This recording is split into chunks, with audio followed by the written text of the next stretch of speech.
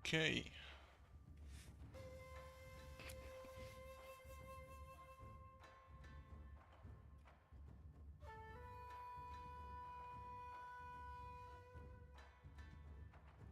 And it appears to be live. Good. Good evening. Uh, Not hard space. New thing. Since I have issues starting new things. So, what is this? Basically, it's a roguelike turn-based game. Um, Everything you can unlock, you have to unlock specific achievements for. And only one leader we can currently go, and only one layout.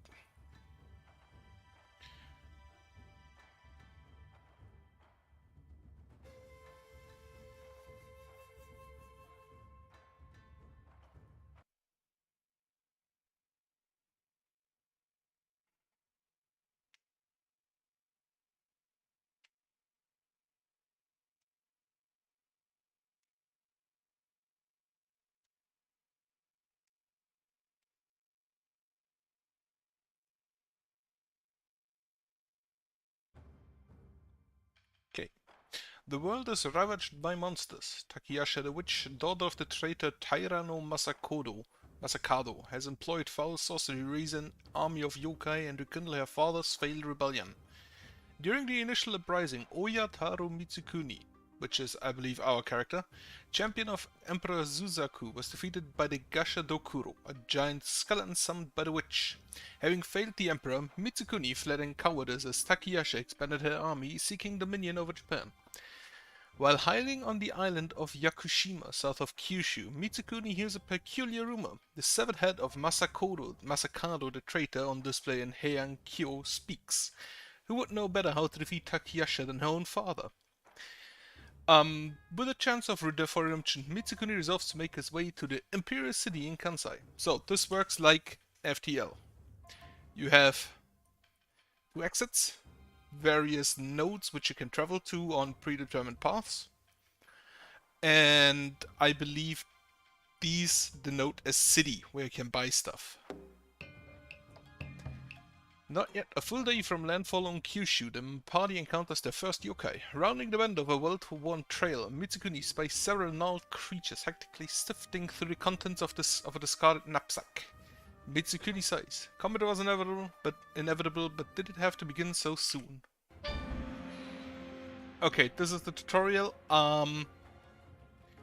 Right. Not gonna read the entire tutorial. I think I still have that in my head. So everything has movement, as you can see on the bottom right, or in this case here.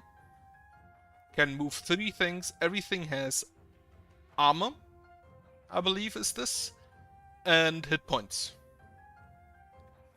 Whenever you hover over an enemy, you can see what they can do and how much movement they have. So this, for example, can move 2 and then attack next to it, just like this guy. And then every unit has a threat value, every of our units, as you can see here. And basically, every enemy unit will attack the highest threat target next to it.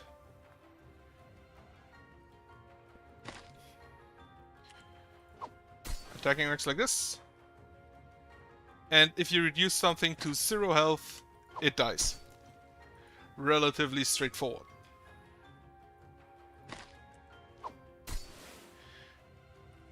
Then the last thing to note is that if you kill an enemy, they drop money. And you need to gather that up. If you end your turn after the last enemy dies, the battle ends, regardless of whether there's still money around. The beasts lie dead. The party sheaths the weapons. Mitsukuni murmurs, the first of many, and we got resources. We got food and scrolls. Resources are over here. Money, food, scrolls are used to level up units. Key and ammo are used as ammo for specific weapons, if I'm not mistaken. A point of interest. The party is awoken by faint tremors shaking the ground. The people of the small camp the party spent the night among are desperately packing their belongings and fleeing in boats and makeshift rafts.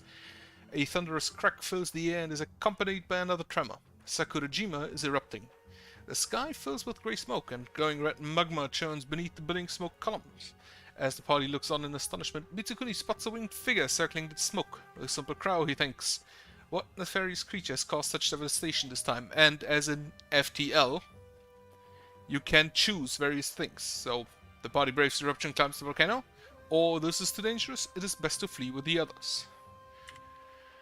I chose number 1. The party climbs the mountain slope as best they can, frequently knocked to the ground by the volcano's quakes. After a long and arduous climb, they finally reach its peak. They stare into a crater bubbling with magma and spurting jets of lava dangerously close to where they stand. Glints of metal from one of the jets catch Mitsukuni's eye. Something appears to have been injected from the crater. Through the haze of falling ash, Mitsukuni spies the winged creature, a Daitengu, circling and swooping near a small desk, scrolls fluttering in the wind. We can investigate the metal objects or the strange desk. I will investigate the strange desk. Wrapping scraps of cloth around his nose and mouth, Mitsukuni braves the falling ash and moves quickly towards the strange desk. As he approaches, the Daitengu shouts, "Stop! Thief! Don't dare touch my sacred scrolls! They are not for the likes of mere men! Stop, I say!" The ash and heat are too much for it to bear. Coughing up a smoke, the Daitengu gives up and flies away, shouting curses over his shoulder at the party. Sweating from the volcano's heat and dirty with ash, Mitsukuni reaches the desk and discovers a satchel full of scrolls, brimming with the Daitengu's wisdom. Snatching up the prize, he hastily reaches back down the mountain to safety. Packing away the scrolls, the party continues on. Scrolls are rather important, because otherwise you cannot upgrade your party. The party arrives at Shibushi. The city is booming, there are dozens of market stalls and storefronts packed with wares for sale. Look over the wares. Then every city you can buy resources, mostly limited in supply, and scrolls are expensive. You can buy charms, which you can equip here, and you can buy more allies. In this case there are only farmers around, which have 3 health, no armor, 2 movement and 5 threat, so they are a bit of cheap damage, and I think I'm gonna buy one. You can buy weapons, stones, and the Tanto.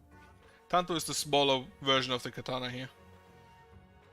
And the stones are a ranged weapon, which cost 1 ammo to use, of which I have none, so buying it won't help me. I can heal, single units or full, and armor, by the way, restores after every fight. I will buy food, which is always important, and I'm gonna buy a farmer. A single one. Not sure if that's good. Upgrading units is here. I have currently 3 scrolls, so I can upgrade a swordman or the farmer.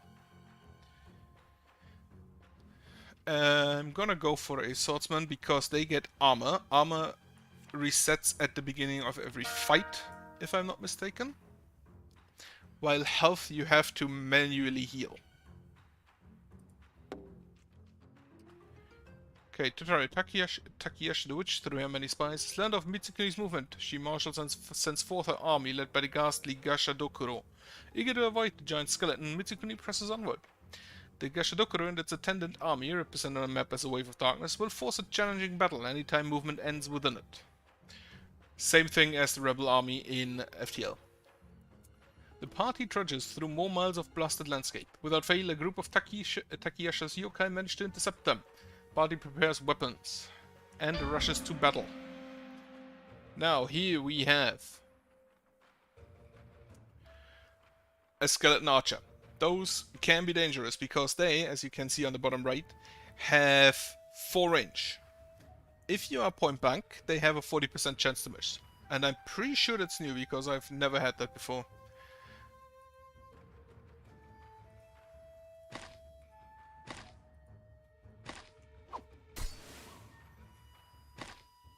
So, if every one of them attacks him, he will lose 3 armor. Because this one deals 1 damage, this one deals 1 damage, and this one deals 1 damage. Oh no, right. Enemies always attack the closest target with the highest threat. In this case, this one is 2 fields away, therefore he got hit.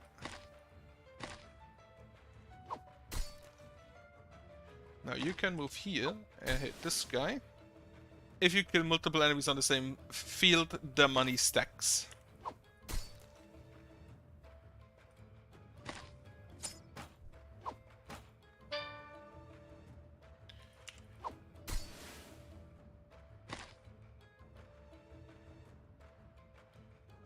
I forgot. Is there an undo button?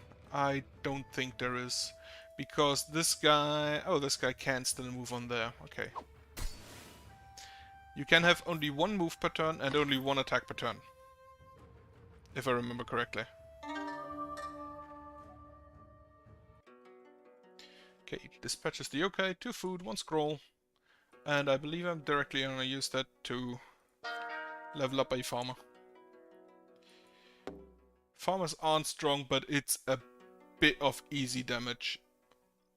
A disheveled traveler in loose-fitting robes approaches. The man calls out in greeting. My lords, do you have any food for a hungry traveler? As he speaks, a small fox starts out of his sleeve and perches on his shoulder, eyeing the party inquisitively. Can hand over food, or just say I'm gonna hand over food for 3 scrolls. Oya Taro Mitsukuni chuckles and exclaims at never having seen such a strange fox before. The traveler smiles and nods. The creature is a Kuragitsune, a magical animal. I'm butchering most of these names, oh well. A magical animal, and its luck has kept him alive and safe from yokai thus far, but done little to fill his stomach. Party exchanges goodbyes with the man and continues on. 3 scrolls, very good. Upgrade the other swordsman. Move up here. The party turns a corner on the wooded path and comes face to face with a group of Takayashi's yokai. A battle. These guys, everything on the bottom right, apply snare. I don't know what that does, but I'm guessing it means you cannot move afterwards. They are, however, not the fastest people around.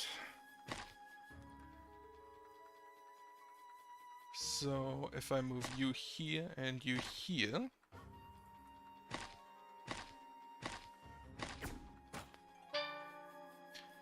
Now I can go hit you there, move you over, hit this guy, move him here because he has armor. So this guy will hit him instead of the farmer. Get a bit of easy damage in. Okay, unit in this battle has received a status effect. There are 8 different status effects. I don't know what most of those do. Status effects can impact both player and enemy units in a variety of ways, slowing movement, weakening attacks, or even damaging health directly. You can view a list of possible status effects at any time during the battle by selecting the question mark located in the upper right of battles near the objectives. Ah, there it is. Okay, snare. Affected unit has -1 move for 1 turn. Not that bad. Now, important thing.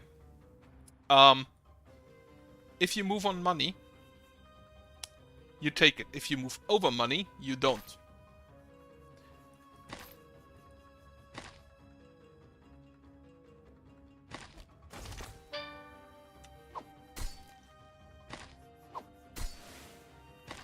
Always take the money. And we got an achievement. Plunder, loot 5 voter tokens in 1 battle. And here you can see now I have unlocked the merchant. And I'm pretty sure that this is, from now on, I can hire those. Which, before, I'm pretty sure I could not.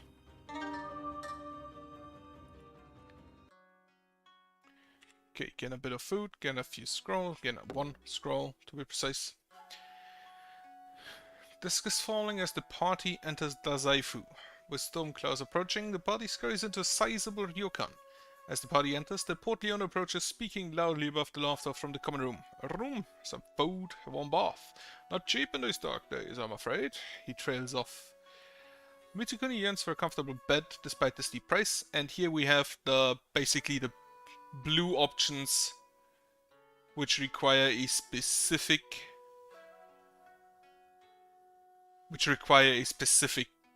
member of in the party. Cost is steep, but one look at the steam from the attached onsen causes Mitsukuni to deem it worth the price. After a hot bath and a refreshing night's rest, the party moves on. Okay, now because we reached the next island, I've unlocked a weapon, the Yari. As the party winds through Chugoku, they encounter a group of refugees who, recognizing Mitsukuni, pleads with him to provide a letters of safe conduct to enter Heian-kyo. Mitsukuni responds with confusion. What is all this about letters? Since when does one need permission to enter the imperial city? Despondent, one refugee replies, "Don't you know? With war in the countryside, no one may enter the city without imperial order." Mitsukuni is at a loss. Apologizing to the refugee, he muses aloud. "If I recall correctly, there is a loyal clerk not far from here who once worked for Emperor Susaku. Perhaps they could assist in our journey to Heian-kyo." The party continues to find the clerk. So, this is a battlefield effect. I don't exactly know what it does, but it's generally not good. Fortunately, I have to move through it. The party walks along the shore of a large lake. Scanning the placid scene, he sees movement at the edge of the water. A large beast writhes and splashes in the shallows, and glinting white tears roll down its scaly cheeks. The fish-like head of the creature whips around and sinister eyes fall on the party. The party collectively gapes at the weeping yokai, who turns and disappears under the water. Befuddled and more than a little scared, Mitsukuni hastily leads the party away.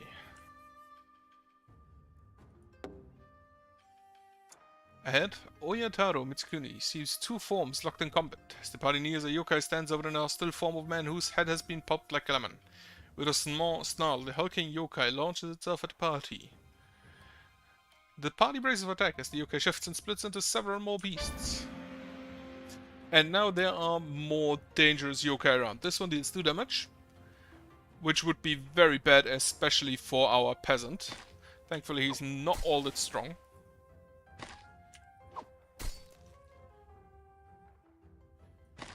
Also, you can move over other members of your party, but you cannot stand on the same area. So, I'm gonna hit you, and then move to get the money. Hit you to kill.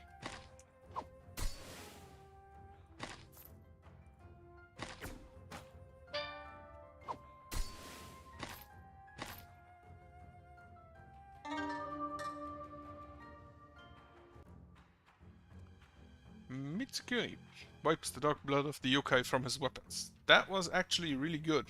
Scrolls, ammo, food. How many scrolls do I have? I have 3. That is not enough. The party spies a small temple down a small path that branches from the main road. Eager for rest, they proceed down the path. As they approach, they notice that the temple door was like broken and twisted. The interior of the temple are dark. An eerie silence hangs in the air. Prepared for worse, the party enters warily. Several bloody corpses lie on the floor. They appear to be priests and clearly died some time ago. Beyond the bodies, a small collection of tightly wrapped scrolls lays upon a pedestal. The party examines the scrolls. The party gingerly opens the scrolls. Inside are various instructions and techniques used by the monks in their practices. Such texts could help the party better their own skills, and any insight could help. After praying for the souls of the priests, Mitsukuni places the scrolls in his pack. Party continues on. Okay. Party happens upon a dark twisted tree. Dark stain of blood covers much of its trunk and the grass at the base. Oyataro Mitsukuni circles it uneasily, spying a hole in one side of the tree.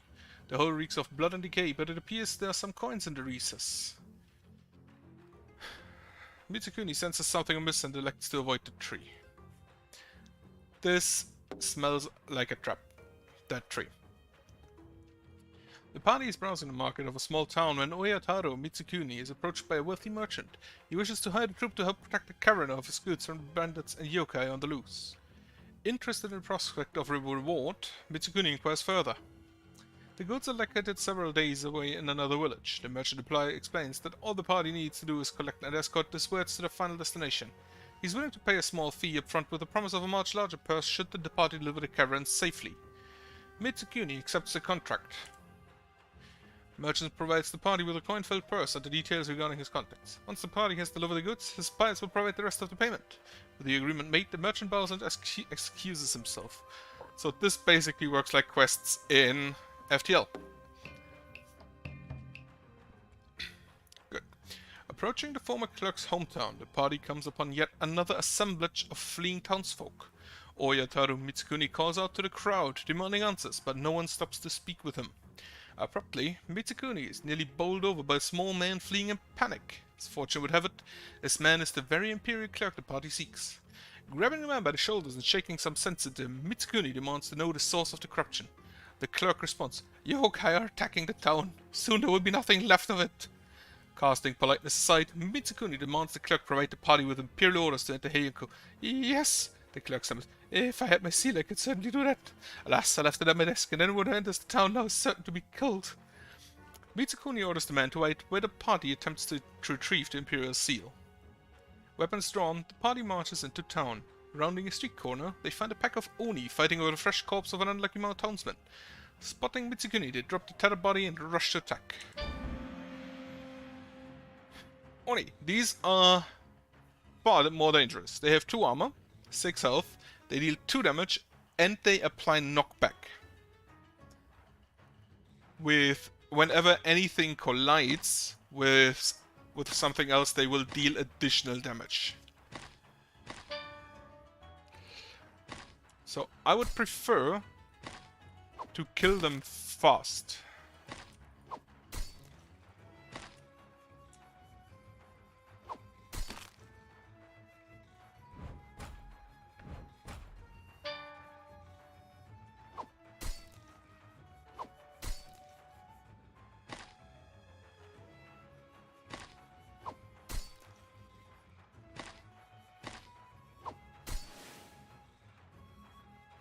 Okay, that was number 1. Oyataru Mitsukuni here has the most threat every time, so I know that the Oni will attack him, and he has enough HP to tank it. Enough armor, mostly. Or more necessarily.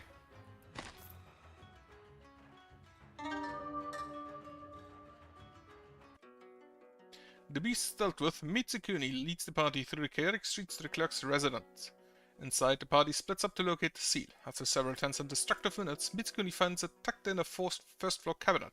Eager to avoid further combat, the party slips out of town, retracing their original path. Shockingly, the clerk remained by the roadside as instructed, and Mitsukuni waves the seal in his face. Mitsukuni briefly recounts the seal's recovery, taking care to avoid mentioning the state of the house.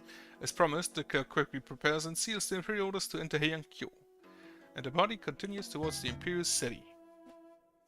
And for that, we get not technically a weapon, more like an artifact that can be used. Traffic on the road is light, and the party quickly reaches the village where the caravan is located.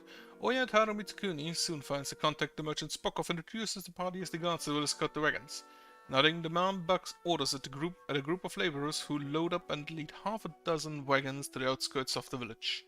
The party follows the wagons out of the village. Night is falling as the caravan winds along a woodland trail. The party scouts ahead and notices several figures moving in the trees to the east. Signaling the caravan to halt, Mitsukuni leads the party forward to investigate. Realizing that they have been spotted, a bandit steps out from the trees and calls, "A moment, if you will." Wary there could be a trap, Mitsukuni calls on the bandit to talk fast. Eyes glinting, Mitsukuni signals the party to draw weapons. Talk fast. One of the bandits eyes the well-armed party carefully and pulls a large pouch from his belt. "You want trouble about as much as we do. How about we just give you a small payment and you walk away from that lot there? No harm done. You get paid, we get paid. We don't intend to kill anyone if we can avoid it." Insulted by such this honorable offer, Mitsukuni draws his weapon. Cursing, the bandits draw their weapons, and both sides crash into each other and battle commences. Bandits, a lot of them, very weak. They all deal only 1 damage, they have only 1 HP, even the farmer is stronger. If not necessarily fast enough to actually get anywhere.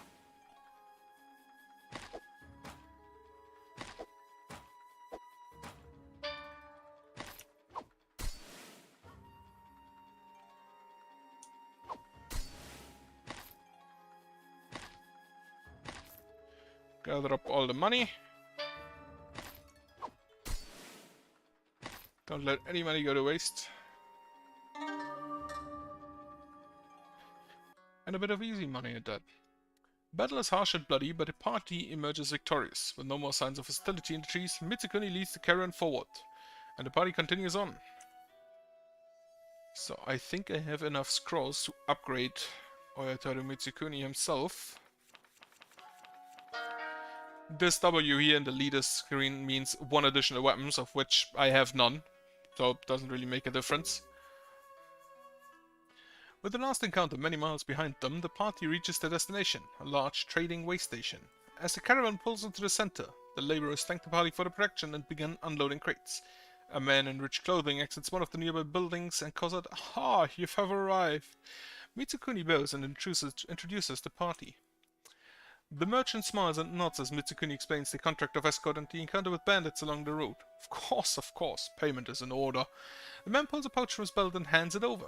I don't have a merchant, so I can only take. Thanking the merchant, Mitsukuni takes the pouch. The large pouch of coin clinks as Mitsukuni accepts it. Still smiling, the merchant bows and turns away. With the contract complete, Mitsukuni walks away from the way station. Complete quest. Now we have another city here, point of interest, and only one exit. Residents mingle with the refugees, fortune seekers, mercenaries, and more in a busy trading town. The party gawks at the scene, but it is not yet time to pause for the day. The road through the town was simply the quickest way forward. Nearing the exit of the town, Mitsukuni feels a slight tugging at his waist. A thief! Lightning fast, Mitsukuni reaches down in time to catch the wrist of a young girl, small knife in hand. Panic overcomes her and she thrashes weakly in Mitsukuni's grip. Filthy cutpurse, be gone with you! Or give her a few coins. And I have enough, since thanks to the merchant. Mitsukuni smiles and releases her wrist. Tentatively, the girl raises a tear-stained face. You should not do that, little one. One day you may be caught by one less lenient. Mitsukuni reaches into his pouch and presses a few coins into her hand. Her tears turn to a smile. She hands over her weapon and darts away. So this is the Tanto, which I could technically equip, but I don't think it's worth it. Since it's basically just a weaker version of the weapon I already have. A party arrives at Mizujima. It's bustling, almost as if the threat from Takayasha doesn't exist. The local economy is booming, supplies are ample, yet prices are high. Looking to trade, the party heads to the central market. We can buy stones. Why stones cost 53 coins is beyond me, and everything here is expensive. I can technically also sell. And I'm gonna buy food. But nothing else. Following a path near a river, the party passes through a ravine with tall limestone cliffs covered with vibrant green vegetation. They stop to rest near a thin waterfall. For a blissful few minutes, Mitsukuni falls asleep to the soothing sounds of the water. Party continues on after a short rest. Arriving at Misase, the party watches as people scurry about, either unaware or choosing to ignore the yokai threat. I will head to the central market as well. And here stuff is cheaper, way cheaper. Buy food. I will... This is 1 damage 3 range, 1 damage 4 range. So the only difference between a bow, a literal fucking bow with arrows, and a bunch of rocks you can toss at people, is the range at which they work. Just gotta buy scrolls. And I've gotta grab another farmer. Gets 2 more health. I'm gonna keep the scrolls, 1 farmer, just for a bit of damage. The party scans a thick fog and begins to make out the outline of dark forms rising in the night. Eyes glowing blood red and snarling fangs glistening, the forms leap at the party. Parties caught off guard and must defend themselves. Few more yokai. Bone Archer still most dangerous. Everything else thankfully really easy to dispatch. You move here and you move here.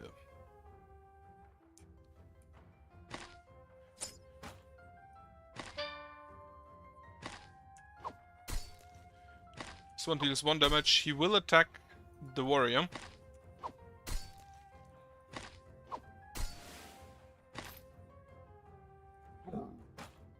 Because of more threat. And then I can kill everything, gather up all the money.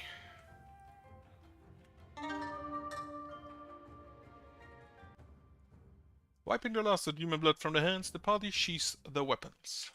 Get another scroll. I need one more scroll to upgrade a soldier. And we have reached Kanzai, which enables the Hankyu, which is a rare weapon. Rare ranged weapon.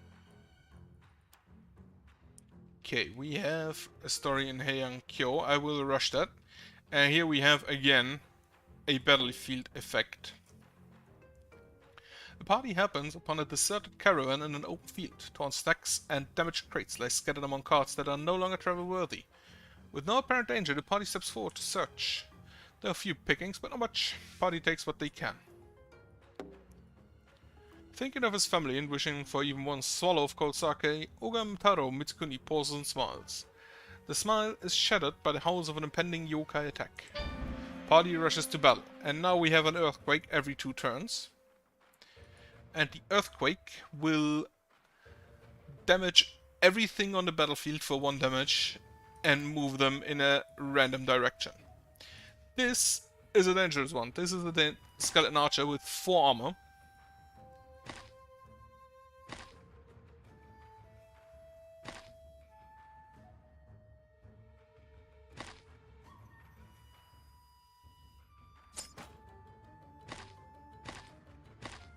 And he's mostly dangerous because he can tank quite a lot of hits.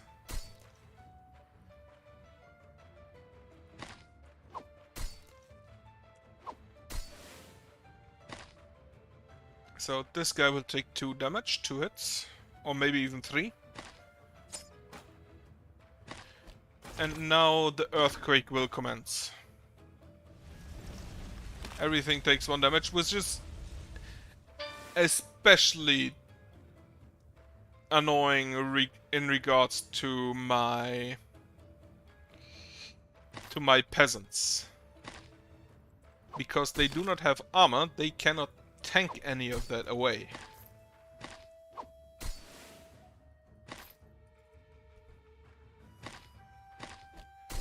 And health does not reset at every combat like armor does, so I have to manually heal them.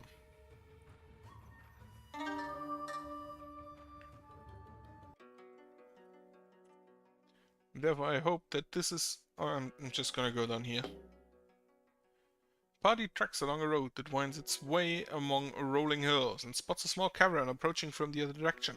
The caravan comes into earshot and Oyataro Mitsukuni hears its members debating the contents of value of the cargo they acquired from abroad. Intrigued, Mitsukuni hails them.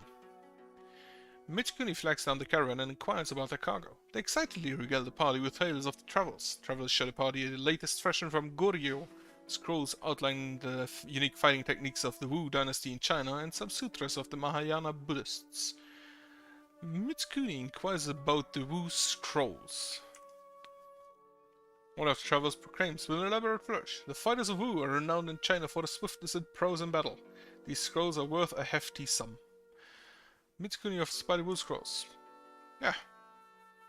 Surprised that you have the travelers sent over the scrolls almost too quickly. Now we have 8. I can upgrade a soldier. Mitsukuni will get a health and armor. He gets damage. That is very nice to see. Okay, Heian-kyo. Arriving at Heian-kyo, the party finds the gates crowded with refugees begging for sanctuary. The party shows us their way through the mob, and Mitsukuni theatrically waves the stamped documents at the Imperial Guard stationed outside. After a few moments of tense scrutiny, the party is granted entry. The streets are filled with yet more war refugees. Oyataro Mitsukuni leads the party through the mass of humanity to the Imperial Palace. There he is quickly led to the head of Masakado the Trader, triumphantly hung above the palace gates. As Mitsukuni approaches, the head's eyes flash open. You idiot child of war! What have you done with my body? How curse am I still alive? Ignoring the head's insult, Mitsukuni demands the secret to defeating Takayasha, the witch. Ha! My honorable body is the daughter is the only one of my children worthy of my name. Look what she has accomplished. Soon she will unite Japan and bring that fat pig of an emperor to justice. You are not fit to kneel before her. The head cries, spitting at Mitsukuri's feet. Go, join her useless brother, cowering away in the Tsukuba shrine. He disgraces my name. Yoshikado is no son of mine. Go on and piss yourselves together. You will get no help from me. Long live the new empress. He laughs hoarsely and with terrible glee. Mitsukuri scoffs and turns away. I suppose I should have expected this, he says. But not all is lost. If Yoshikado is no ally of his sister, he could prove helpful. Next move clear. Oyataru Mitsukuri rallies the party to find Yoshikado. I will visit the shop. Party passes through the gates of prosperous Wakasa. Somehow, little of the war has made it here, and there are many goods for sale and trade. Okay, Gohei. This is +1 move into range. Stones, a hammer. And, oh, okay, so there are classes we can buy for unlocking them separately. We cannot afford them, however, because they cost 142.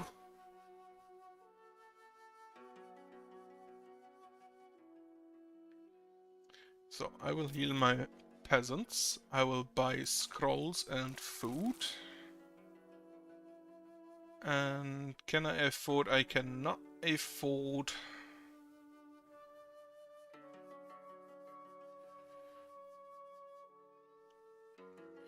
I cannot afford any of the other stuff. And by the way, you cannot sell ammo, unfortunately. Okay, Lake Beaver Shrine. Walking along the shores of Lake Beaver, Oyataru Mitsukuni arrives at a small shrine tucked among the trees. Someone has been keeping the place clean of debris, yet no one responds to Mitsukuni's calls. Assuming the shrine abandoned, the party elects to make camp for the night. The party awakens and continues on in the morning. And I forgot I wanted to upgrade my other soldier. Continue to the story. The party trudges through more miles of blasted landscape. Without fail, a group of Takayashi's yokai manage to intercept them. The party prepares for battle. The sun is setting and the party can ill afford a drawn-out fight. It is vital to dispatch these beasts quickly. And here we have a timed objective. This is an elite. Those are new, I have never seen those before. Which deals 2 damage.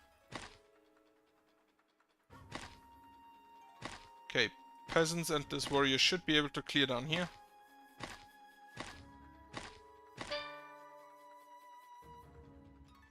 You have 3 movement. So move you aside, move you aside, have him come to me.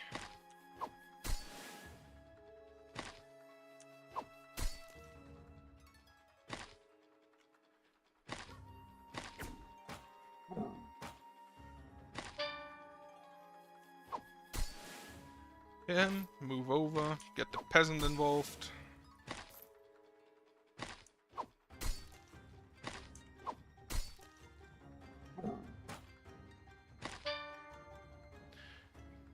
Okay. Gather up that money. Kill him. Move over. I'm not killing him yet because I want to have someone able to move on the money. Timed objectives are not rare in this game. Slaughter is quick and efficient. The party continues on. Now, story.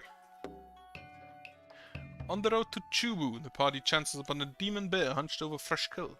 The noise of the grim feast is revolting and the party approaches cautiously. As his luck would have it, the party is upwind of the demon and it draws up to face them. The Onikuma charges. The party braces for the attack. This is a boss. If I read this sign correctly. 2 damage retaliate on adjacent attacks. This is very bad. 2 damage applies knockback. Units that collide take 1 damage. Okay. This is a very bad effect because my peasants will die.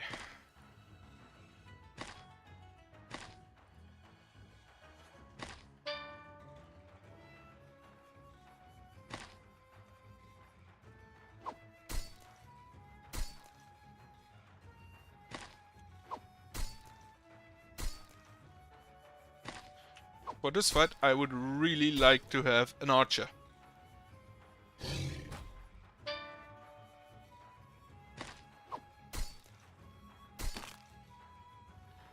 However, the soldiers should make short work of him. 22 money. Nice. And I didn't take all that much damage, so it went better than expected.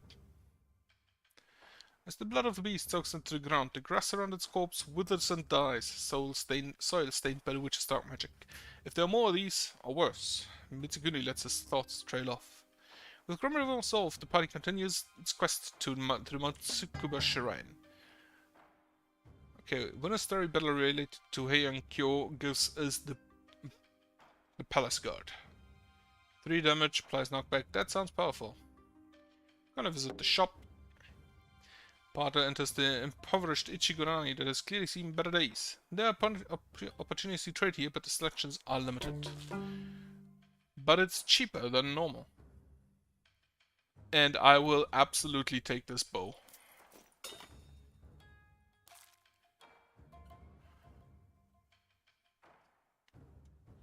This bow with 5 range and 2 damage, really nice to have.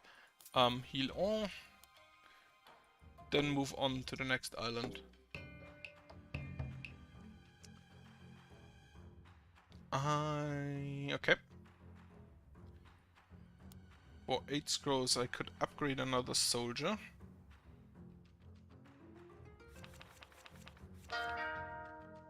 Gotta do this, give you also a bit more health.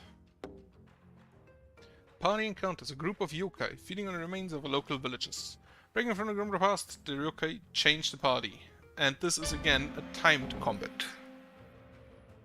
And we have something new here. Hydra, 1 damage applies bleed. Bleed, I believe, is just straight up damage to health. Just a straight up dot.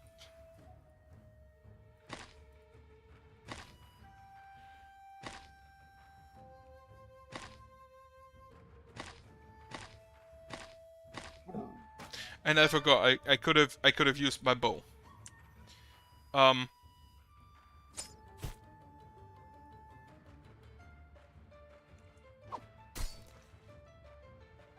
You will move 2 forward, so you move here.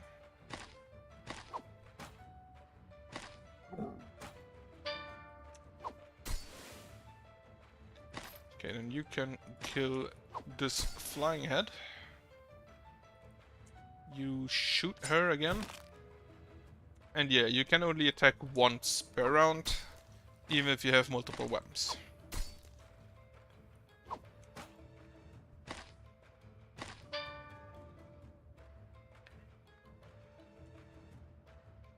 He moved out of range.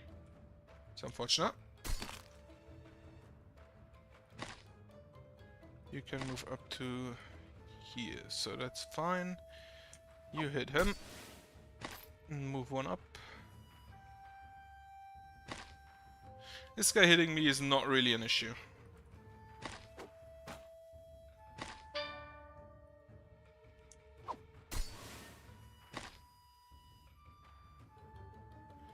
You move 3. Retreat him.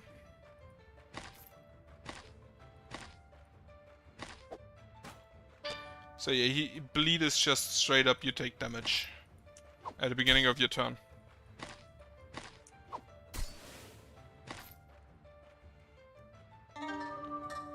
I lost 2 ammo. Slaughter is quick and efficient. Party continues on. Ammo, I believe, is shared among all units you have, including troops like archers. So it can get very easy to lose it. A gang of bandits have set up camp right outside the makeshift walls of a small village. As the party approaches, Mitsukuni hears the bandit leader shouting at a villager over the palisade. "Open the gate, old man! We swear we'll leave you alive. We'll even leave you some rice. Open this gate, though, we'll burn it all down." I do not have bandits, so only this honorable man would threaten peaceful villagers. Weapons are drawn and the party sets upon them. That's a lot of bandits. Thankfully, bandits still not really a threat to anybody.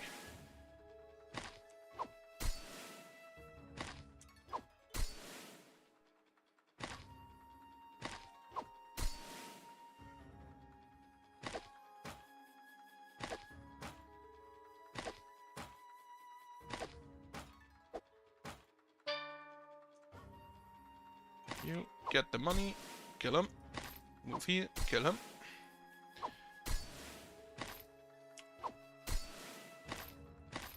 I'm not gonna kill him yet. Because of the money again. That is easy income. The villagers tentatively open the gate and an old man approaches. You have saved us. Please, take this as a token of our gratitude. 6 scrolls is quite good. You get 1 more damage and 1 more health on the last level up, so I'm gonna go do that. Because with 3 damage he can basically one-shot most of the enemies. Party passes near a funeral service at the small temple of a riverside town. This type of procession has become a regular occurrence with so many yokai about. Tightly wrapped, a body lies on a plinth surrounded by mourners.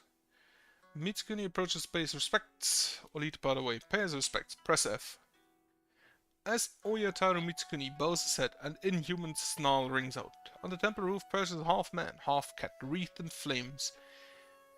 With inhuman speed, it leaps down, snatches up the corpse, and bounds away. Shaken, Mitsukuni approaches the priest. The priest is busy attempting to console the onlookers and pauses for a moment to explain that the creature was a kasha, a devourer of the dead. Not even a funeral is a time of peace for this town. The priest approaches the party and thanks them for attending. Bowing respectfully to townfolk, the party continues their journey.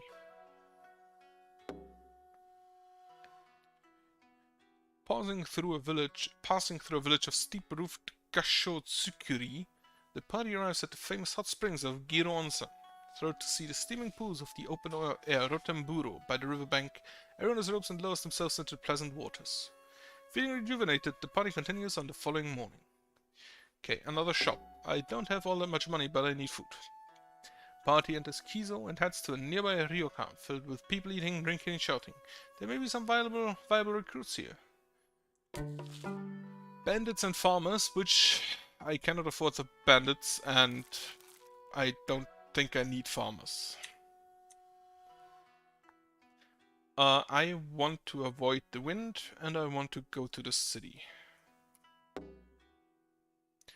The party warily traipses into a small rural village to the sound of jeers and angry shouts. A large crowd stands in what passes for the village square, throwing stones to the recruit bars of a makeshift cage. In the cage, a wizened woman feebly tries to protect her head from the hail of stones. Witch! Demon! The crowd bays at her. Leaving the crowd, the party continues down the dusty track to a small inn on the east end of the village. Stay the night. Bed will be helpful.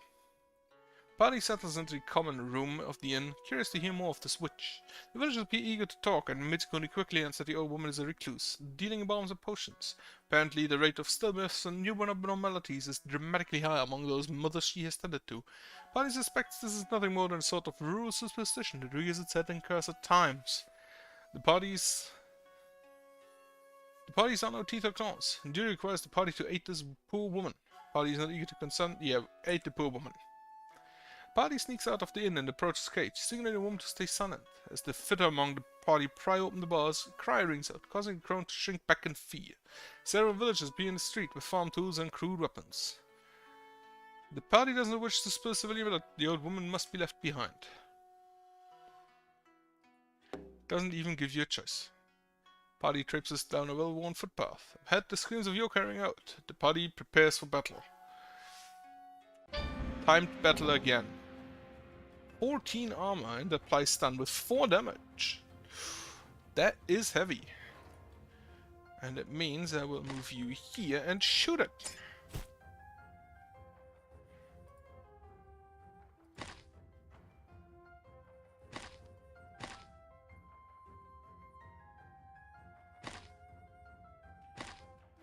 Oh, it only has 1 movement.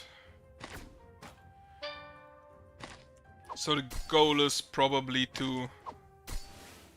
Yep, 3 damage. So the goal is probably to try and kill it with ranged attacks.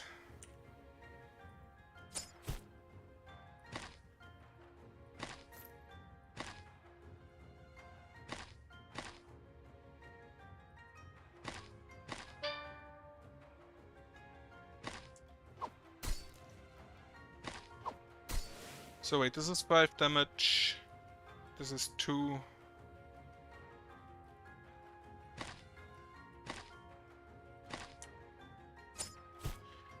I need to deal 10 damage, so this is 5, 7, 8, 9. This is actually not enough. But Oya should be able to tank it.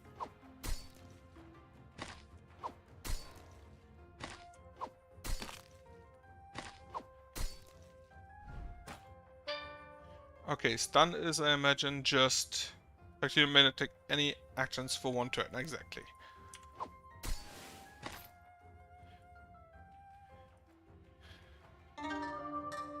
Four ammo. Unfortunate. Slaughter is quick and efficient. 6 scrolls is, however, very fortunate. Party agrees to try and save time by leaving the road and cutting through a nearby gulch. It is not long before a feature overwhelms them and Cyrus and rounding a bend, the east side of the gulch abruptly transitions from rock and soil to a wall of corpses. The entire canyon side is an accumulation of farmers, yokai, children, warriors, and things that no living man has names for. The entire party stares on wordlessly, sanity at a breaking point. Making matters infinitely worse, one form detaches itself from the wall and steps toward the party. Ah, hello there. This has been rather boring, so I think I will be going with you. The party begins to back away from the creature, takes a few stumbling steps, and wordlessly collapses. Is any of this actually happening? Inexplicably, the party is suddenly at the other end of the gulch. They press on, sanity shaken. So the answer to the question is probably no. Night has fallen as the weary party approaches a sizable town. Townsfolk are gathered outside of a burning building, and the cries of people trapped within can be heard over the sound of crashing timber. Mitsukuni rushes to their aid. Closing in, he realizes that confusion grips the townfolk. If they do not act quickly, the people trapped inside will surely die, and the whole town could burn. Mitsukuni leaps into action, organizing a bucket chain, or Mitsukuni crashes through the front door of the burning building. I'm gonna take the second option. Cries are coming from the second floor. Stairs are blocked by a heavy beam that Mitsukuni heaves aside, freeing those trapped above. In the process, Mitsukuni badly burns his hands, loses 1 health, but gains 3 food. Party leaves the following morning with a few supplies as thanks from the townsfolk. Okay, shop. As the party wanders the streets of Juitsu, they notice a crowd gathered in a small square. A hulking, bare-chested foreigner with blonde hair stands at the city center of a large sandy ring. A small local man next to him proclaims in a grand voice, "Who dares challenge the world's greatest fighter?" An excited murmur rises up from the onlookers, but no one steps forward. I have no interest in street fights. I can accept the challenge itself. Requires a soldier to have the soldier accept the challenge, or a Sohei. I don't have the Sohei, so a soldier it will be.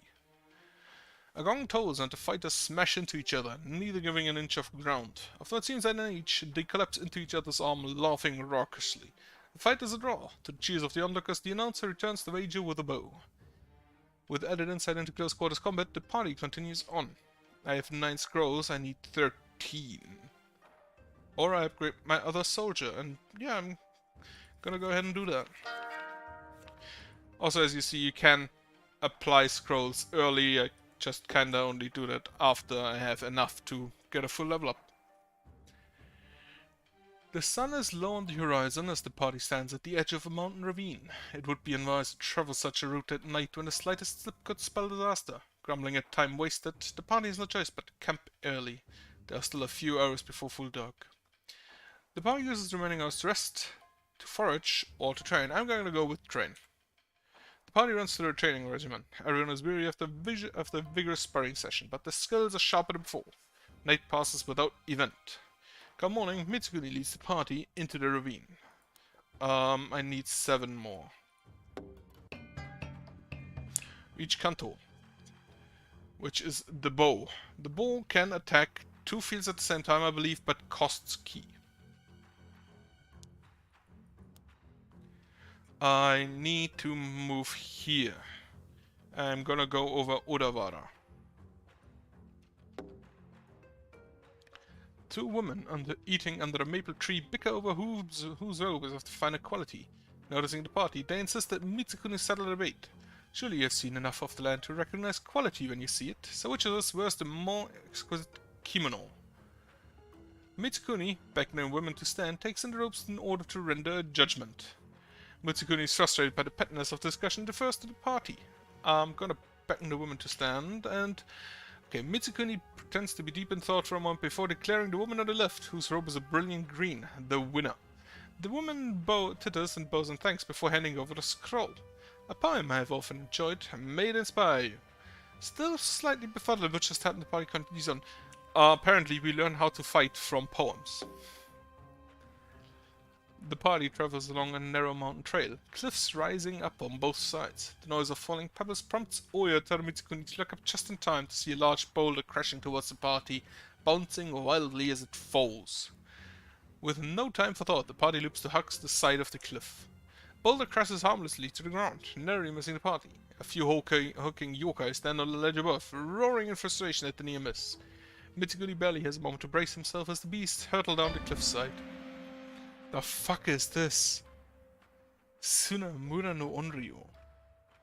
Regenerates 1 armor at the turn start. Okay, that's bad. This, 2 damage, and it's a healer. Okay. Thankfully, he can just straight up kill something.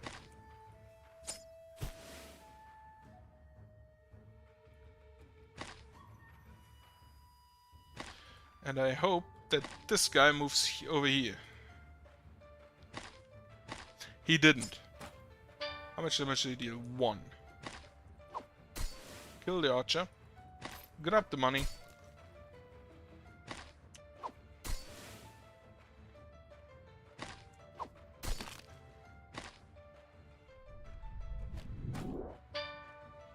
Okay, that 1 regeneration is not that bad.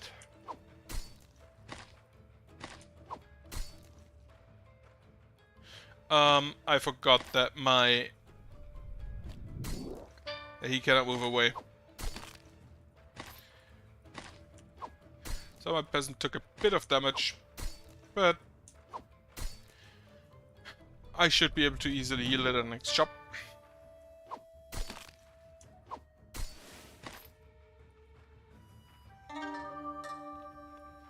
Lost another arrow. Final creature falls. Wary of more traps, the party presses on. And I have enough scrolls to upgrade my other soldier to max level. And now I think I will gather for Oya.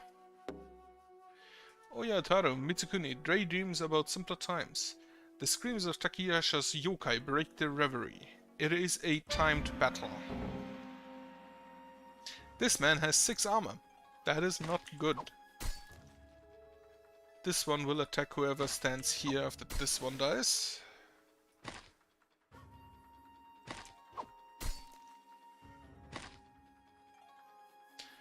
Two damage, this only does 1 damage.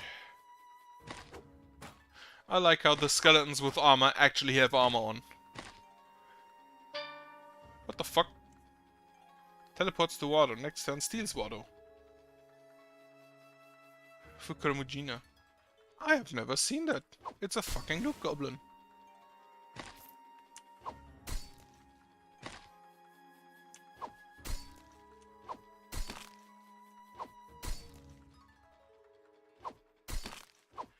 Okay, Oyataru Mitsukuni has no more armor.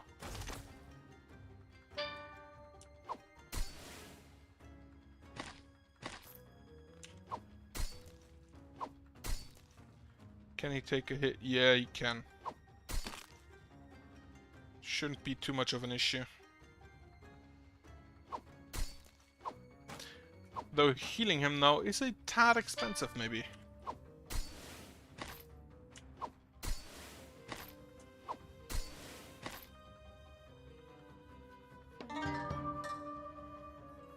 Okay. Game ends, by the way. What is Hotfoot? Chance to leave an ally behind when fleeing is reduced 20%. I didn't have to flee yet, but yeah, you lose party members maybe. Slaughter is quick and efficient. More scrolls. If a party member dies, it's gone. Same if you flee, there is a chance that a party member dies. They're also gone. Permanently. You don't get them back. You only lose if your leader dies, which in my case is Oyataru Mitsukuni. Party arrives at Odawara. It is a desolate place. People mill about aimlessly and there are many beggars in the streets. Villagers have little to offer, but the goods are cheap. Okay, what do we have? I will, first of all, buy everybody. I will buy resources, and then I'm gonna hire a bandit.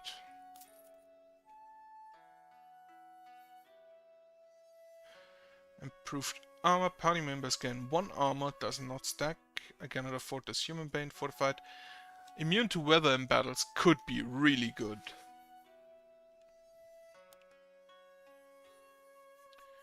Then party. You cannot unfortunately move those around, it seems. But I will upgrade my bandit. Okay, so level 3 and level 5, the trap gets stronger.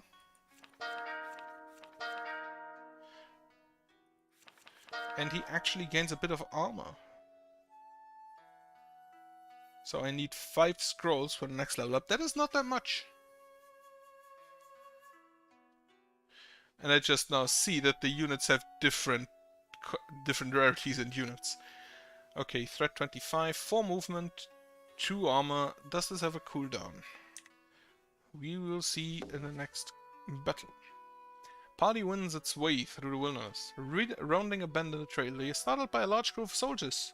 You've entered the Shogun of Fujiwara no Moroji. You must turn back. Mitsukuni explains his mission to the soldiers, emphasizing there is no time to waste. The Shogun is frequently under yokai attack. We send a detachment of soldiers to escort you. Mitsukuni thanks the soldiers and the party heads off with the detachment. Eventually, the party reaches the other end of the Shogun with no trouble. We leave you here and wish you well, the leader of the detachment says as they turn to leave. Mitsukuni thanks him and the party continues on. Okay, story, Mount Tsukuba. The party has finally arrived at the steps of Mount Tsukuba's shrine, where the witch's brother, Yoshikado, is rumored to reside. As Mitsukuni ascends the first flight of the steps, the sky briefly darkens as enormous Karura, a dragon-eating bird of heaven, lands in front of the party. It speaks. Mitsukuni, you have done well to come this far, but your travel ends here. Has the witch's power grown so great as to command even a guardian of heaven? The creature emits a piercing screech, spreads its wing wide, and attacks. A boss fight. 12 armor, 12 health. Odd turns. Creates wind from Karura's direction, 1 damage. Even turns, 4 damage at 3 range. Holy shit.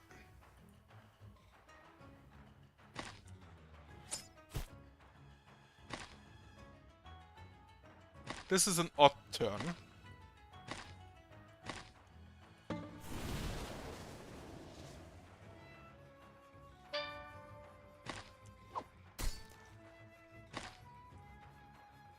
Okay, I cannot place a trap where he's already standing, so I'm just gonna stab him.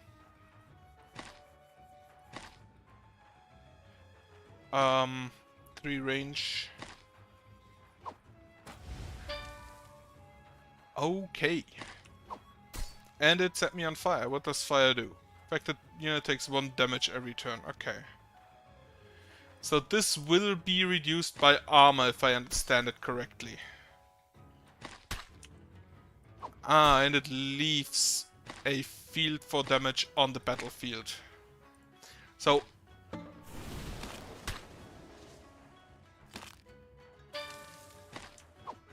this will one-shot my peasants. That's unfortunately just how it is.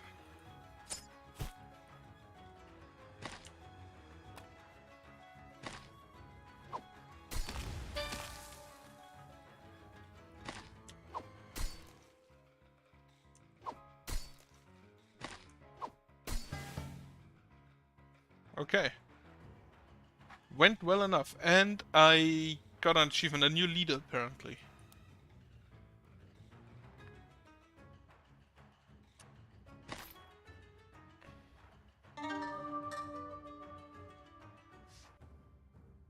Firebird slain, Mitsukuni collapses to his knees. Rising from the brief respite, Mitsukuni enters the shrine. There, he finds a young priest deep in prayer. It would appear you have achieved a great victory outside, the priest says as he turns to acknowledge Mitsukuni's presence. For the record, I knew nothing of that creature before today, though there are Others who informed me to expect you. Mitsuguni angrily demands others, or kneels in supplication. Kneels in supplication. Then you know how far I have traveled. Please, we are short of ideas and your insight could prove the difference. Mitsuguni replies.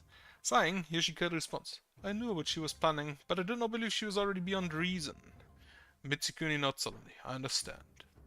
Yoshikaru stands. If I have learned even one thing in my time up here, let it be that the past is best left there. There is one thing I can provide, but it is not advice. He exhales again before lapsing into brief silence. If I give this to you, it will be used to kill the last member of my family. Despite all she has done, I do still love her, and thus I see my dilemma. Mitsukuni begins to protest, but Yoshikaru presents a silencing hand. My family has torn this country apart twice over. What my sister is doing cannot be allowed to continue. Yoshikaru opens a clever compartment at the base of the shrine and removes an ancient lacquered box. He presents it to Mitsukuni. On a bed of silk inside the box lies a sword. This, he says, is Kusanagi no Tsurugi, given to Yamato Takaru by Yamato Hime no Mikoto, to whom it was given by Susanoo no Mikoto, god of sea and storms, who plucked it from the tail of Yamato no Orochi, the eight-headed dragon. It is the wind. Wield it and you wield the fate of Japan. Mitsukuni takes up Kusanagi and wields the wind. The grass-cutting sword, Kusanagi, is white and shining. It hums gently, and Mitsukuni takes a moment to absorb the beautiful tone. Yoshikaru speaks once more. Last I heard, Takiyasha was in Aomori with her armies, raiding Fujiwara gold mines. Even those blasted yokai seem to covet coin, and I cannot imagine an army of that size comes cheap. Now go, do what you must. Solemnly, Oyataru Mitsukuni sheaths Kusanagi and prepares to head north. So I'm pretty sure the sword actually existed in legend, but was lost at sea, if I remember right. At least according to the story. Party pauses to rest at the outskirts of the Utsunomiya. Even here, far from the city center, there are many vendors manning clever portable stores, no doubt hoping to catch the attention of any passers-by that do not have the time or desire to make it to the market proper. Check the goods. I want scrolls. I want healing for all, which is extremely expensive, and a bit of food. Okay, then upgrade the bandit. And move on. The presence of yokai is heavy in this area, and the party has seen many refugees on the road throughout the day. Approaching a seemingly abandoned farmhouse, Urinosuke Yosano spies a dim light flickering in the window. The wall slides open as the party approaches, and an old woman peeks out, broom held in front of her like a spear. Mitsukuni assures the woman that the party means no harm. The woman's posture relaxes and she invites the party inside. Offering hot food and a warm bedroll, she explains that despite the evil group's land, she will remain to defend her home. Mitsukuni respects her resolve and thanks her for the hospitality. Come morning, the party departs, well rested. What will today bring? I should have not healed everything there. A steady rain soaks the rocky road. Oyataru Mitsukuni spots a small group of bandits picking over the remains of what appear to be refugees. One of the bandits spots the party and rises to his feet, weapon in hand. More fruit for the picking, boys. Mitsukuni draws his weapon and readies for battle. Oh, they have actual archers. And an elite starving bandit. However such a thing could be. Two of them, in fact.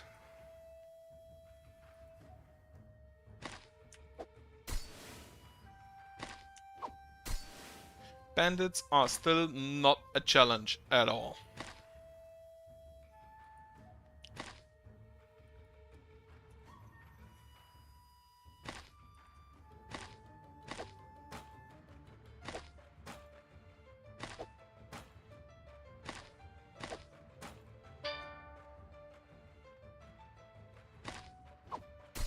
Stab him with your sickle.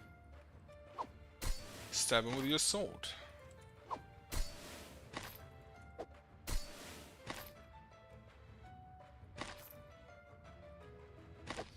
I want to see what's in this chest.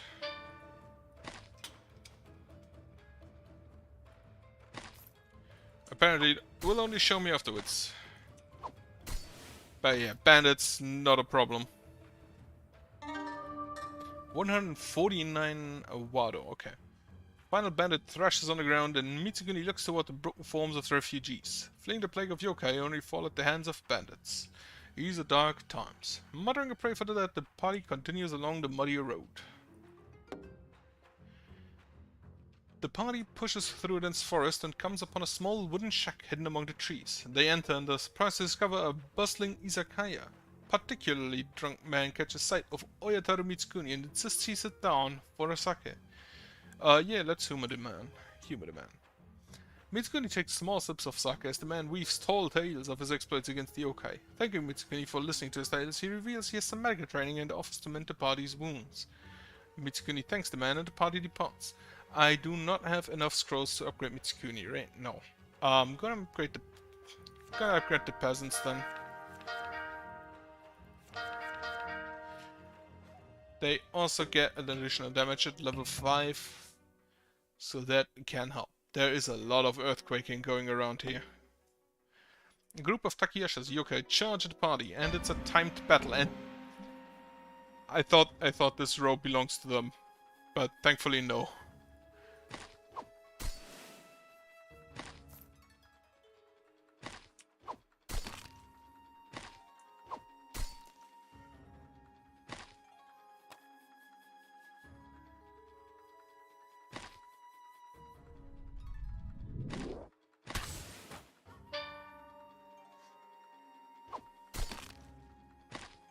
Stab him. These deal a total of 4 damage, so you can tank a bit.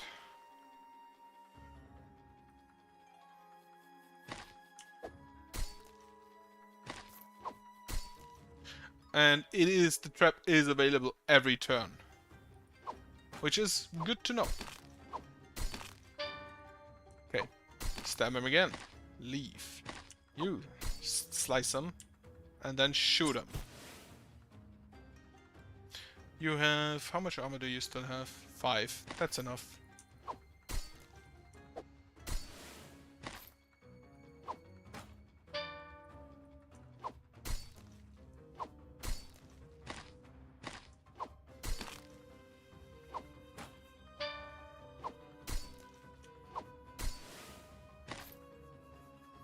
Peasant damage is actually really good if you upgrade them, compared to the price you get them at. Slaughter is quick and efficient. 8 scrolls, not bad. That allows me to max the other peasant. They are really cheap, both monetarily and from scrolls wise. Landscape is dotted with man-made holes, some merely few feet deep, others widening and descending into unknown depths. The rocky hills make it hard to tell how far the holes sprawl, but whatever project was underway here, it appears to have been abandoned. Party moves a bit more slowly to ensure that no one falls or twists an ankle, but eventually caution fails. A section of ground collapses and the entire party tumbles into a subterranean passage. In the dim light, Mitsukuni can tell the passage splits up ahead, leading in several different directions. From the look of the support and the markings along the wall, the party is in an old gold mine. The party elects to explore the abandoned mine or come out. I will explore. Mitsukuni takes a moment to light a torch and leads the party through the leftmost passage. It is unpleasant travel. The passage is slow and most of the party must walk in an awkward hunch. Small flecks of gold in the walls shimmer in torchlight, but the veins appear to be largely tucked out. Eventually, the party stops the debate, turning back and climbing out. In the brief silence, when Mitsukuni thinks, a hummed tune echoes down the passage. Stealthily following the noise, the party rounds several bends before finding a cloaked figure hammering away at a vein that appears largely exhausted. The figure turns quickly and, without missing a beat, launches immediately into a confusing tale about a missing woman and a bargain with something they refer to as the skeleton wife. Mitsukuni stammers out a few words of sympathy before leading the party back to the original cave-in, where the party slowly comes out. Or Mitsukuni, confused but sympathetic, invites him to join the party. Just as quickly as the figure originally spouted out the story, they throw down the picnic cloak. Sure, and if the skeleton wife shows up, she's your problem now. Anyway, the way out is just ahead over there. Already with Kono, the level 1 gambler, wants to join the party. Already partially regretting the decision to invite this person along, Mitsukuni leads the party out of the mine. Right, gambler. 2 damage, 17% chance to deliver 2 times damage. I will toss a peasant for them. This is armor. He has a threat of 60. He has more threat than the soldiers. This is 34% chance to deliver 2 damage. Okay. I used my scrolls on Oya, so I cannot upgrade them right now. The day's travels are darkened by an unwelcome and sudden thunderstorm. In the rain, the party stumbles across the remains of a battle. As they pick through the debris, a violent flash of lightning reveals the remnants of the yokai band attempting to ambush them.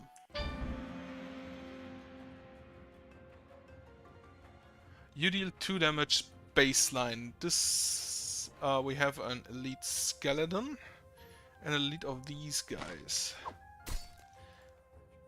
But you should be able to just get rid of them. You will shoot at this man.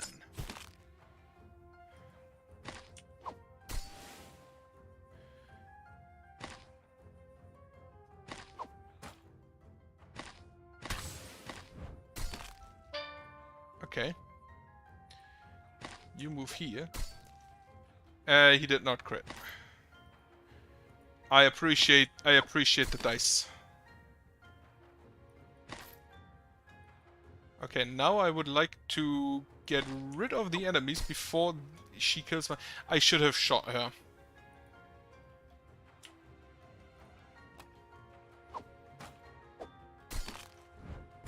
Because he does not bleed. And that is a problem.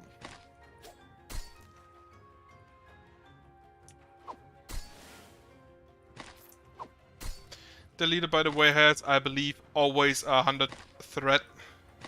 So they will always attack the leader first.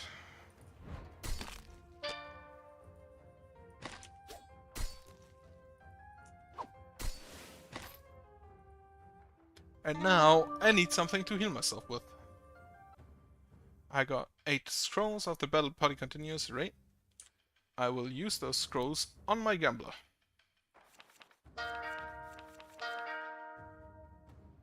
One disadvantage the leader specifically has is that he doesn't unlock more damage. He unlocks more weapon slots, which unfortunately doesn't directly translate to damage. Go to the shop. Party splits. I can only buy food here, which I will do gladly, and heal, nothing else. An ear-piercing shriek fills the cool night as shadowy, snarling figures come hurtling out of the darkness towards the party. Cold scatter as the party members leap up, hands reaching for weapons. Ambushed! Which I believe mainly means that the enemies act first.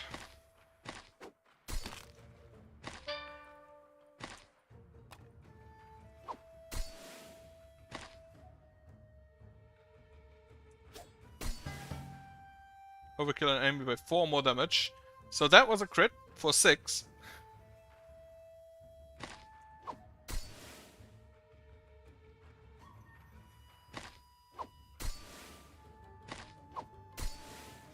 Those deal 2 damage, but they are the healers, so...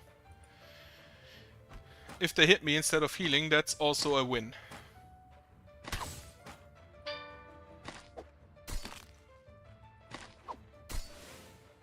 You will attack for 2 damage, so you will take 1 hit.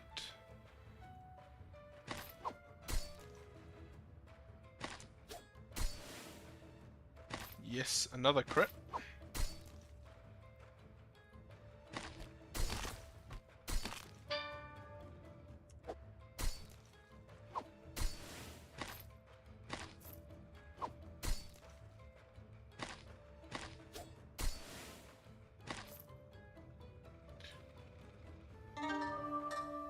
Right, lucky crits on this one.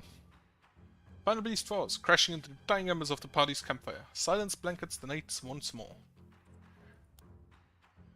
Okay, I cannot fully upgrade you yet. Move on.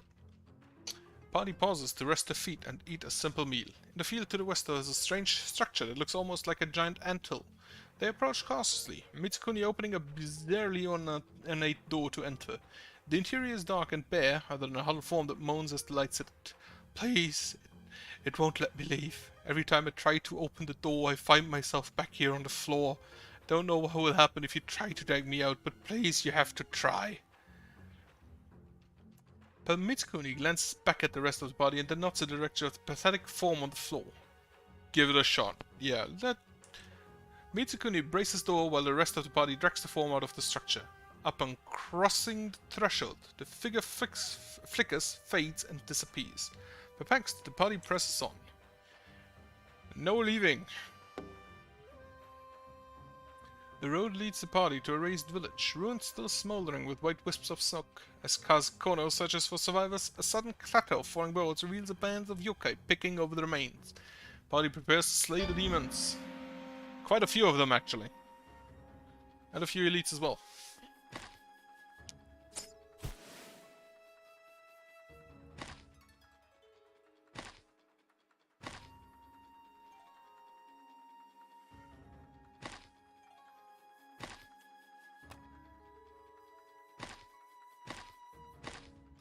We have Scary Boy archers.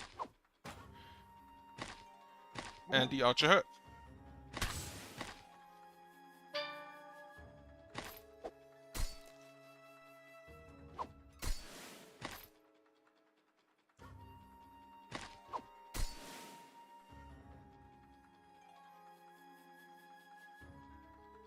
You apply bleed, and I want to avoid that if possible on my lower health boys.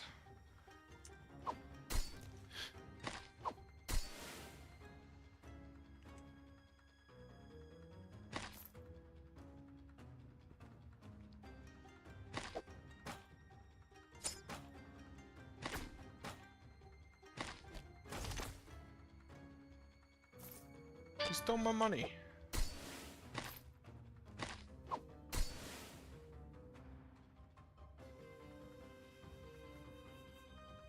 You have 4 armor, so this is 6. Yeah, that should be fine. You move here, shoot him. 1 hit, 2 hits, 3 hits.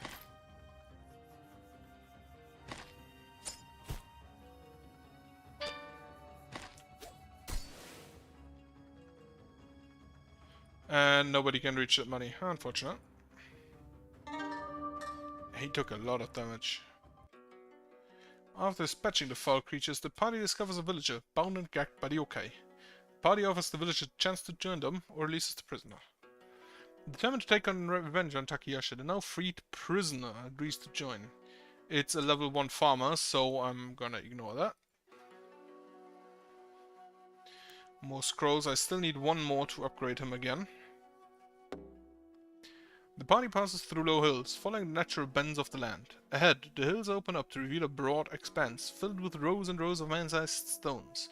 The alignment is imperfect, but it seems unlikely stones occur naturally in this pattern.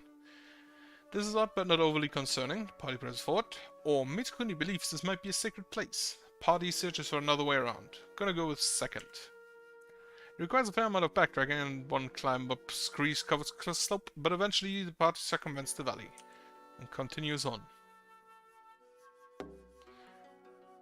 Searching for the restaurant in near that he wants aid at, Mitsukuni leads the party into a confusing warren of alleys and side streets. The restaurant is nowhere to be found, but after another left turn, the party is suddenly dumped out onto a bustling commercial street. A hodgepodge of storefronts and street vendors offers plenty of variety. The party agrees to spend some time bartering.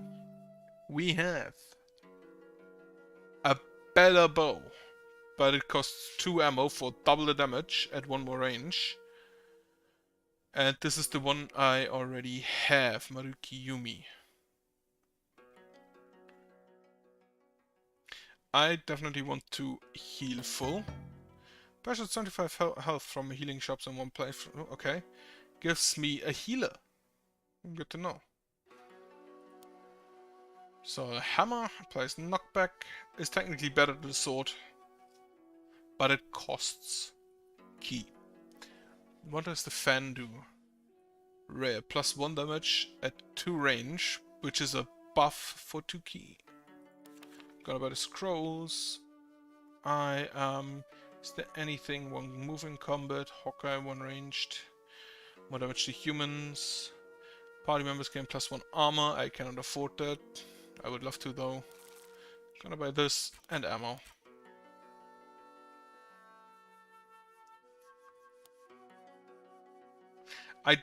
I have a lot of time, but I don't want to fight in the earthquake tiles, so I'm gonna leave. Okay. A strong and steady wind assails the party as they march through heavy banks of fog. Since the fog has thickened, a consistent low moaning has followed the party. Is it a wind or something worse? The party is on edge, expecting an ambush at any moment. Mitsukuni has a strange idea and tries to accompany the moaning with music. I'm gonna go with that. Mitsukuni brings the party to a halt with a raised hand. He retrieves a small flute from his back and plays a short and haunting tune. The moaning stops, and moments later the fog retreats. The party finds themselves upon a narrow and well-used footpath. Continues on. The party spends the morning foraging for herbs among untended farmland. Hacking down a particularly dense patch of weeds, Mitsukuni folds back the foliage to a perplexing discovery. One plant bears a single fruit that looks like a human heart in miniature. Mitsukuni plucks the bizarre fruit. If the fruit is plucked, it shines brilliantly for a moment before collapsing in on itself. The thing that Mitsukuni is left holding resembles nothing more than a handful of compost. Gashidokuro's army is delayed, one move. Mitsukuni mentions none of this to the party, and they continue on. Good luck. The party surprise a group of yokai in the midst of constructing a barbarous shrine. The beasts drop the crew tools and charge the party. 18 health, 3 damage on 3 fields in front of him. Elite Onryo, 4 damage, and applies a disarm. Disarm, I'm assuming, is just you can't attack. May not take an attack action for 1 turn, right? And this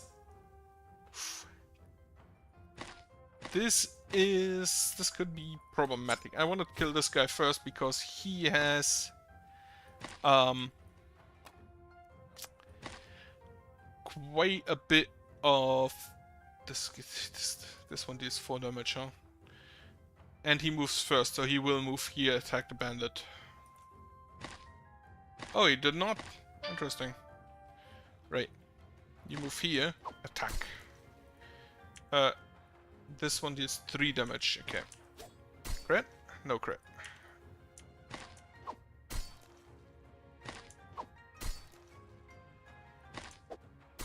And he has 6 armor.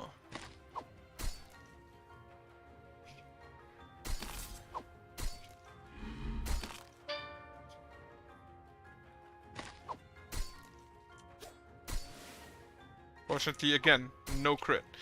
She will attack, Oya.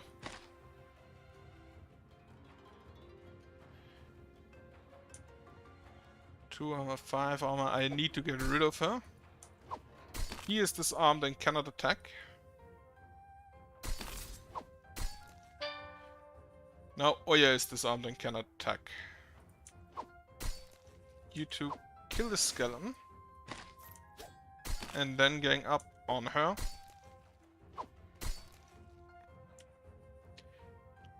I will let him tank. 1 more hit.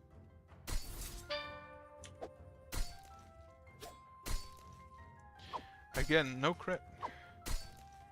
You move out, and the peasant gets the kill.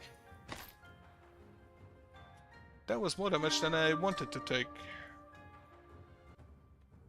Party stands victorious, but drained. How much more of this lies ahead? 18 scrolls, very nice. Fully upgrade the Gambler. And then put the next 2 scrolls in Oya himself. Mount Yote. Hours of trudging through knee-deep snow finds the party at the base of the impressive mountain that has been in sight for several days. Among huge boulders, arranged in a pattern that seems too impossible to be natural, lies an Azo camp.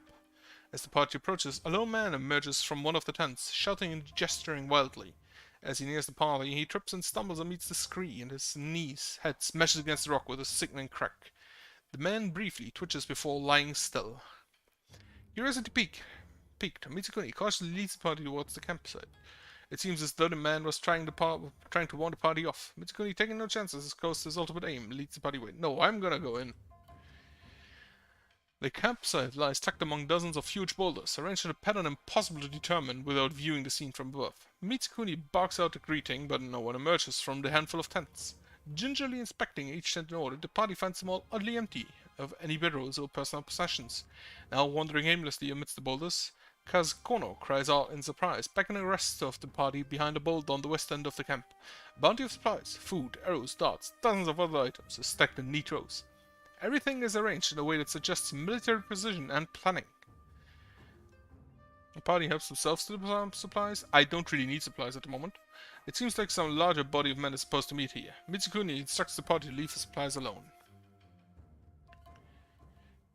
It seems unwise to disrupt the supplies, particularly when the Izu have been generally peaceful to, the handful of times the party has encountered them. Party continues on. I don't really need them at the moment.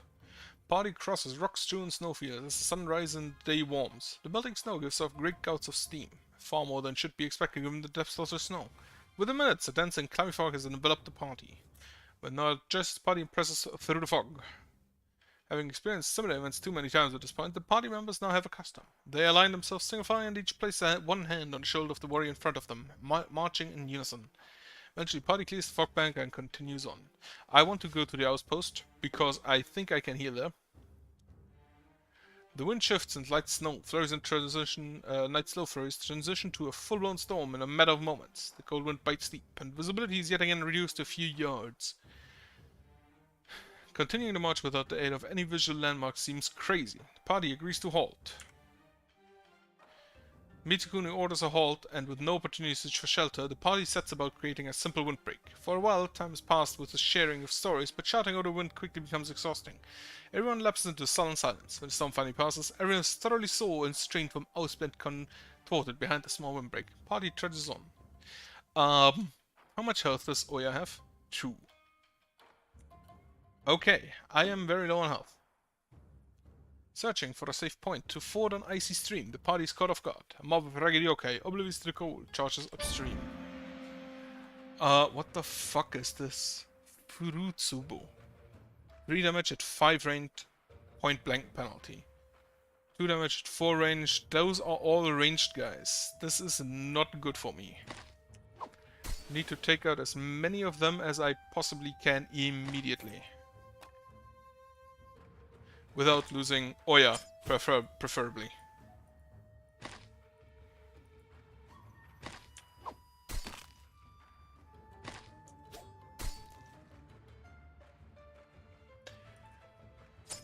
And I see my gambler now also has like 4 armor.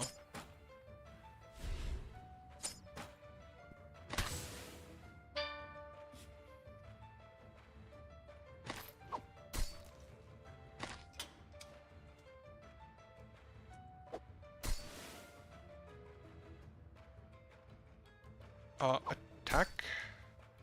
Move back. Attack. And a crit. Wonderful. You go here. Attack this one. You go here and attack this guy. Okay.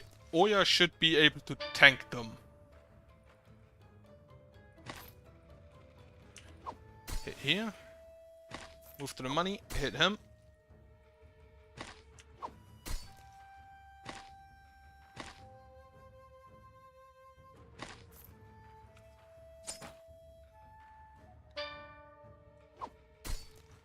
Hit.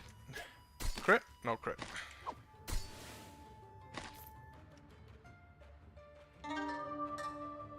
I'm actually surprised at how far I got. Party stands victorious but drained. Yes, drained. I dearly need a healer. Crossing abundant farmland. I should probably go ahead and just upgrade Oya while I can. I cannot while the part. Okay. Crossing abandoned farmland, the party comes to a section of field dotted with enormous anthills. There has been a dusting of snow today, and the mounds look strange, capped and dotted with white.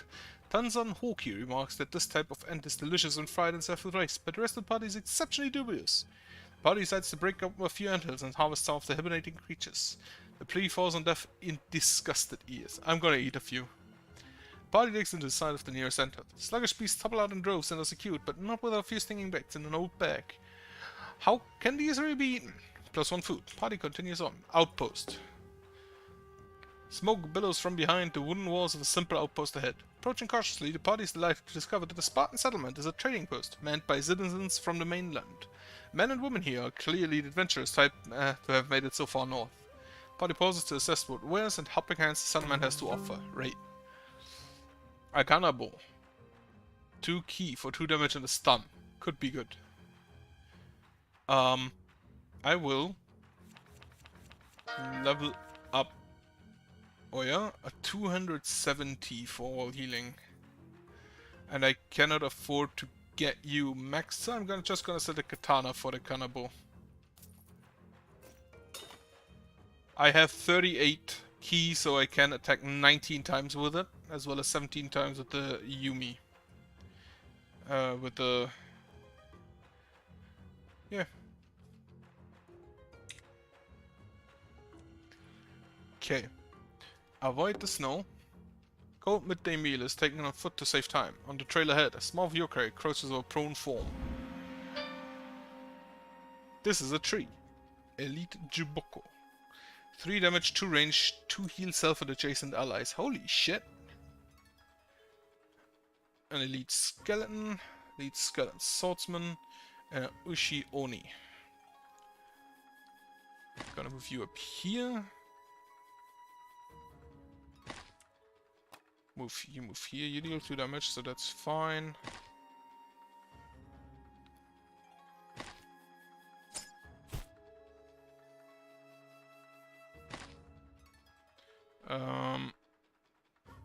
Next round, what does cold do? Party members take 1 damage every other turn. That is not good. And I forgot that there's no undo button.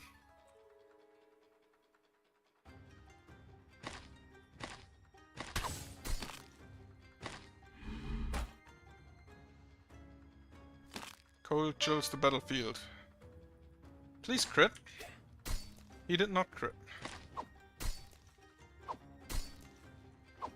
Stun. As Mitsukuni, inflict a status effect on an enemy with a weapon. Huh, that's an achievement. Okay, unlocks the second, this is Mitsukuni, the second layout, which you can choose at the beginning. This is another one, which I don't know with the first layout.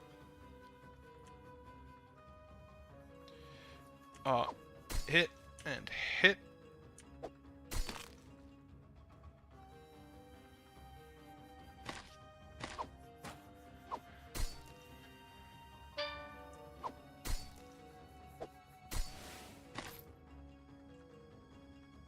This could be bad.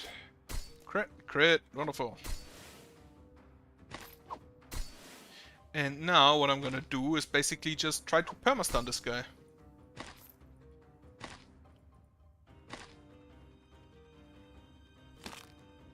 Everyone takes the damage, and I hope I can kill him fast enough.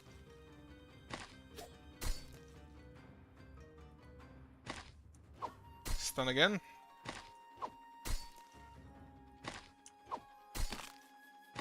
Okay, I should be able... I cannot flee, by the way. Please only available at the start of the play turn before any... Okay. And I am able to actually kill him before anything of my units dies. Good thing I bought the stick.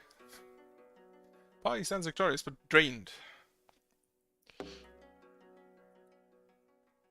Party discovers signs of recent battle. Bloodstains and dirty snow, yokai bodies, tattered fragment of clothing, and discarded weaponry. Silence falls over the party as everyone stops to take in the scene. A worrisome feeling flitters through the mind of Mitsukuni. This is our own handiworks. We were here hours ago. This spirited, the party takes extra care in reorienting themselves before continuing on, and we lose a food.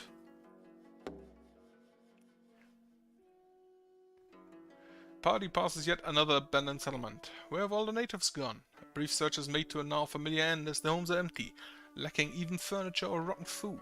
Passing out the far end of the settlement, the party comes to a disturbing scene. Dozens of birds in various states of decay hang on crude crucifixes. Among them are several Yogen Notori, prophetic two-headed crows. They are yokai, yes, but typically revered as holy creatures. It is unthinkable that anyone would want to kill these helpful birds. Party dismantles the hideous display and buries the holy bird. Yes, we will do that. Party splits in two, one group digging tiny graves, while the second delicately removes the bodies and breaks down the crucifixes. As the work is near complete, the party is set upon by a pack of howling men, seemingly returning from a hunt. The party braces for the attack. Those are not men. Those are decidedly not men.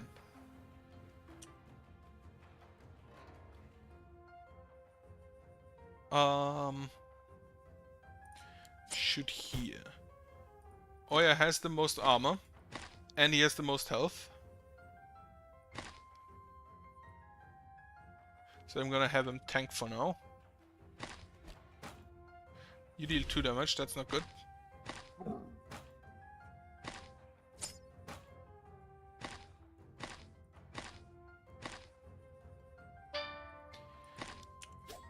Gonna remove a bit of damage here. Of course, you crit the guy that you can one-shot. Gonna try to remove as much damage as I can by just killing whatever is killable in front of me.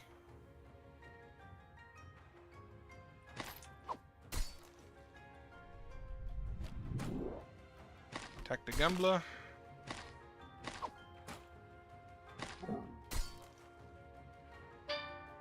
I don't really care about the money at the moment.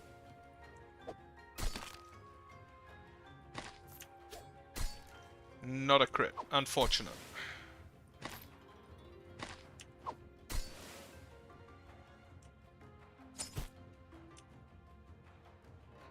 I should have used the stun attack.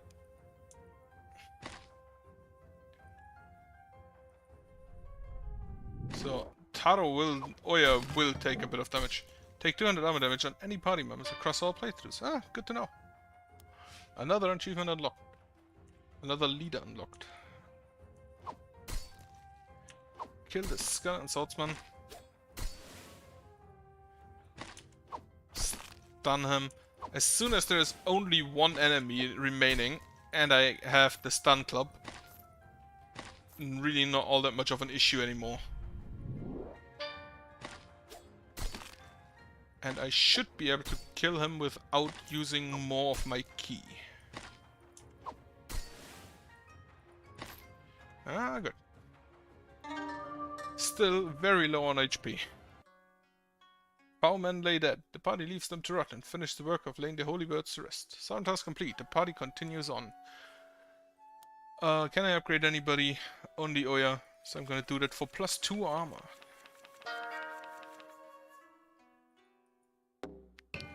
Okay, passing through fields littered with yokai and Ezo corpses, the party spies an impressive fortification ahead. It has been days since the party has seen anything resembling modern architecture, yet here it is, an imposing wall jutting out of the snow-flecked swamplands. As Mitsukuni approaches, he can see it is lined with all manner of beasts who glare down upon the party and cheer with inhuman hoots and howls. Mitsukuni glares back. As the gate slowly opens, Takayasha appears on the barbican. Mitsukuni calls out, "I will remain silent." After a moment, Takayasha speaks. "You are either very brave or very foolish, facing my armies with a mere handful of soldiers, I suppose we should call them. One of them is a drunk gambler, so yes, that is a accurate descriptor. And I'm rather certain that you're not brave," she cackles, hiding her face behind an elaborate fan. Mitsukuni suddenly takes 2 steps forwards, his challenge clear. With an annoying smirk, Takayasha briefly looks towards the horizon before disappearing inside the fortification. Food is not consumed in this area. Grimacing, Mitsukuni leads the party through the castle gate. Can I heal anywhere here? I don't assume so. Doesn't look like it. This section of the grounds is strangely free of wreckage and rubble. To the east and west, pristine reflecting pools stretch out, steam roaring off the surfaces. Sounds of skirmishing elsewhere in the castle echo off the flagstones, but to Mitsukuni it feels like everything else is taking place miles away. Ahead, from behind an elaborate shrine, emerges an abomination, a giant frog covered in pustules, brown and black. Astride its back, Takayasha crackles wildly.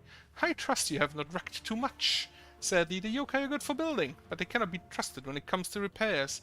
The workers are getting harder and harder to track. Regardless, shall we get this over with?" She briefly glances down at the frog and smirking it again. "All right, I hope you knew better than to expect a fair fight. Party members gain +4 health. Very nice." Mitsukuni looks to his left and right, nods to the party, and then she's Kusanagi. As the sword is drawn, in my case, giant club, Takayasha chuckles, and the length of the blade rusts in an instant. Throwing the useless sword to the ground, Mitsukuni readies himself. 35 armor. 25 health. Odd turns. 5 damage, 20 range, immune to traps. Okay. If an enemy is swallowed, spits it out with 5 damage, else swallows an enemy. Can I just stun lock you? No. Very unfortunate.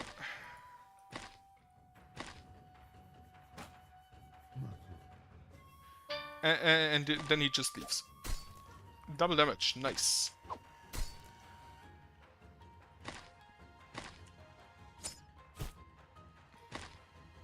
I'm assuming dead units will die in this combat.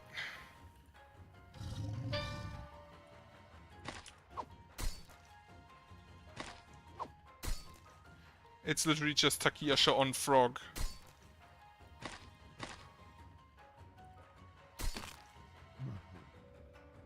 Okay, jumps to the middle. I'm dealing quite good damage, I'm feeling. But when he spits out the Gambler is probably dead. Eh, not quite. Not a crit, unfortunate.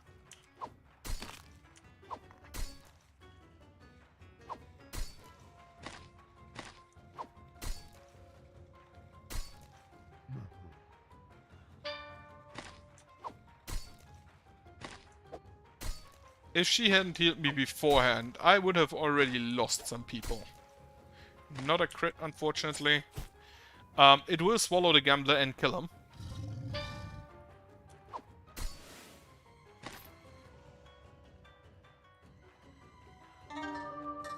Oh, it didn't kill him. Good to know. The bloated frog collapses onto the flagstones, exhaling a noxious final breath that drives Mitsuguni back. Takiyasha leaps deftly to the ground, her features slightly obscured by the purple cloud that lingers near the body of the beast. A look of rage washes briefly over her face, but it is almost immediately replaced by the serene and self-satisfied look that Mitsuguni has quickly come to loathe. Takiyasha begins to hover ever so slightly above the ground. Maintaining a look of utter calm, she floats wordlessly into the compound, moving at a speed the party would never be able to match. 11 scrolls, a bit of food, why ever I get that, considering that I do not consume food in here. Gonna go over here. Several unattended crates of supplies lie tucked at the foot of an incomplete pagoda. Mitsuguni shudders, imagining yokai and humans working together with all of this. Body cannot delay for long, but a brief rest is wise. A moment of rational reflection leaves everyone feeling stronger, but destiny awaits. Party moves on. I need 4 more scrolls. Scanning a series of ragged tents, the party comes face to face with a swarm of resting yokai. They leap to their feet and press the attack. Party rushes forward into a snarling horde. So this one is dangerous, this one is dangerous. This one less so because it's not an elite this time.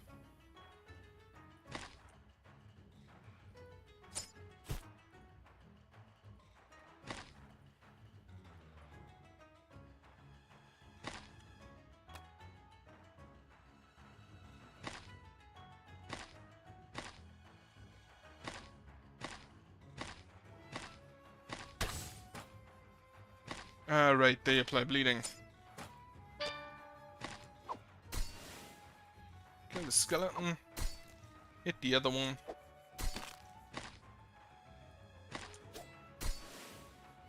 That was a crit. An unnecessary one. Stun. Right, they can heal. And because he healed, the... Okay. So, you go here, kill him. Go here. Go here. Hit her. Move away. You go and stun this guy. You cannot attack because you're disarmed. I'm an idiot.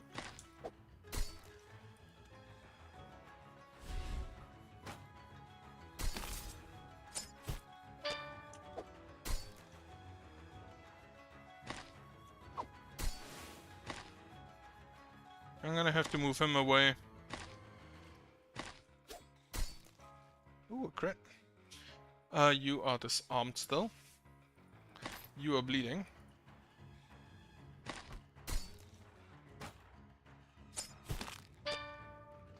You will die. Because I do not have healers.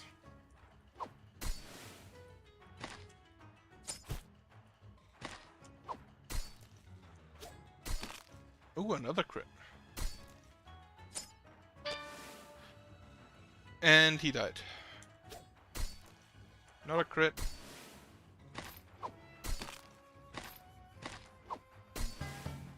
Land a killing blow on an armored skeleton archer with a soldier. That's an achievement, huh?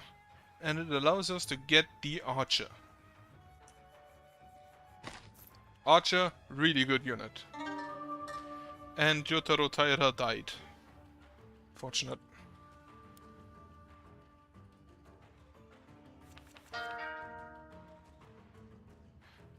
But a bandit, not that good because if you move and place a trap, the enemy is not disabled by it and can still hit you.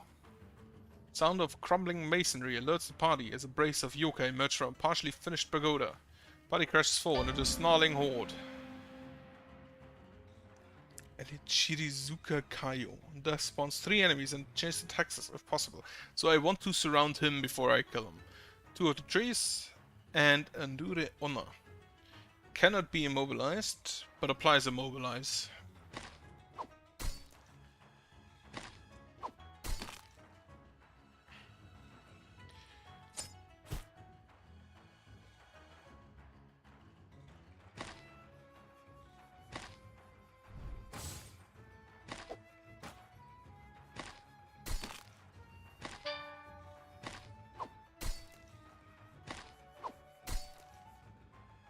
Stun him. Crit? Not a crit.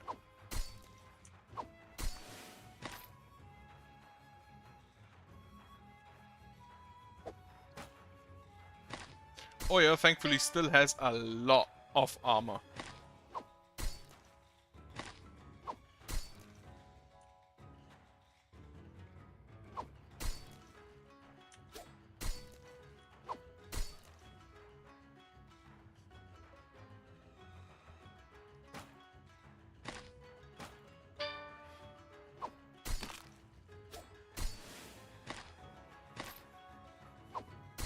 So he's surrounded, so he cannot spawn enemies. And we can stun lock this guy. And that should be it.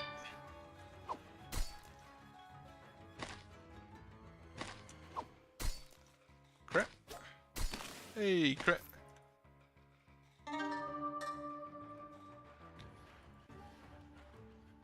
More scrolls, but everything is max level, so it doesn't really help me.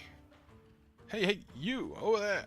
Mitsukuni is startled and begins to draw his blade as a small one-eyed yokai emerges from a filthy tent. A Hitatsumi Kozu. You for Takayashi.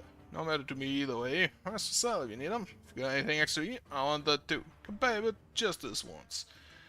I will take offers of trade. I will take the key and hope that I can afterwards. Oh, I can do this multiple times. Absolutely. A bit more ammo and then I will look at the wares. He cannot heal me. Very unfortunate. I will take the improved armor. And there are no weapons that I don't already have. But I'm gonna take this one. I cannot afford it. Fuck. Okay, in that case, +1. I cannot. Okay, take the human bin. I hope that triggers on Takayasha herself. Party crunches down a gravel pathway, alerting a pack of yokai busy assembling a wall. Beasts hoot, wail, and gnash their teeth as they rush the party. What is this? Beto-san. Become invisible. Invisible units may not be targeted. Invisible ends after performing an action. 5 damage. Target's lowest threat. Ooh. I would like to stun you. I would really prefer if you didn't do that.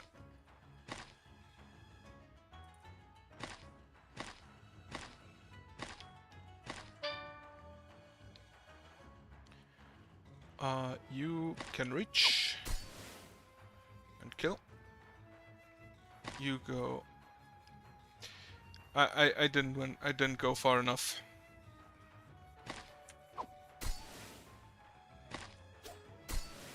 Ooh, a crit, nice.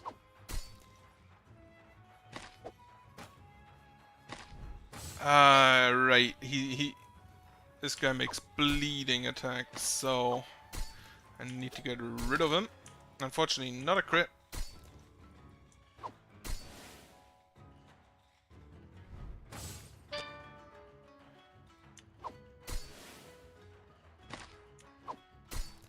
And it appears that bleeding also doesn't go away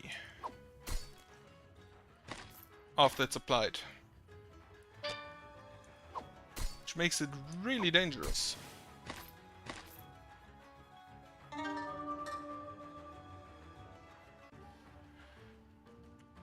Okay. An ornamental lawn stretches out in front of the party, strewn with Azo and yokai dead. It may be worth a moment to scavenge the area. The party cannot delay for long, but a brief rest is wise. Everybody gets to health. Good. Most of my people are still basically dead. The party has carved a path of destruction through the castle grounds. Mitsukuni glances over his shoulder at pockets of Azo, finishing the remainder of the yokai, and wonders if taking it this far would even have been possible without the Azo help. Putting the thought aside, he rallies the party. I have no glorious speech to make. All that is left is to sweep the castle itself for Takiyasha. Follow me a bit further. As if on cue, the ornate door in the main structure creaks open. Takiyasha emerges, disheveled and clutching a scroll in her gnarled hands. She briefly goes, a ghastly cerulean whirling about her. A handful of arrows, errant shots from unfinished skirmish to the east, clad on the stone onto the stone in front of her. With a wave of her hand, the arrows burst into blue flame. Time to finish all of this. Odd turn summons yokai, even turns 3 damage at 5 range, applies vulnerable. Vulnerable, I'm assuming, take 1 additional damage when dealt attack damage 1 turn. So not that bad, actually. Depending on what yokai she summons. And those don't appear too bad, honestly.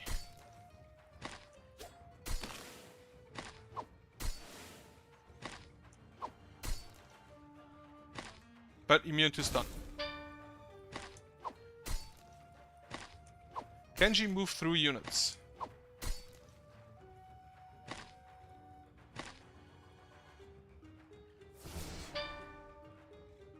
Okay, summoning more of those.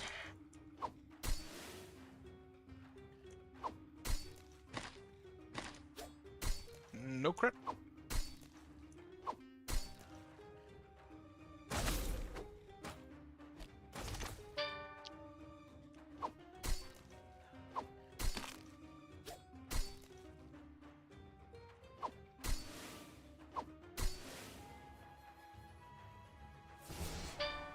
Summons more yokai. That's actually a dangerous yokai here.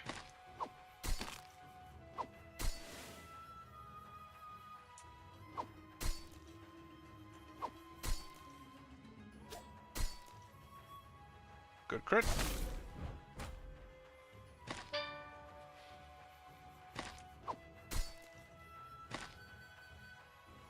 Fuck. I fucked up my movement. There was a hit just now. So she will summon yokai.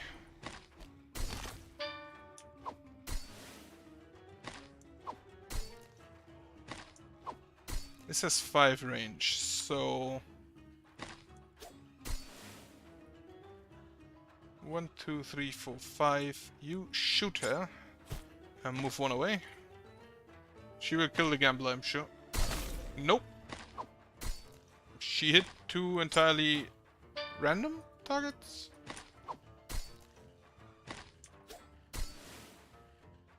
Okay. Do I need to kill everything?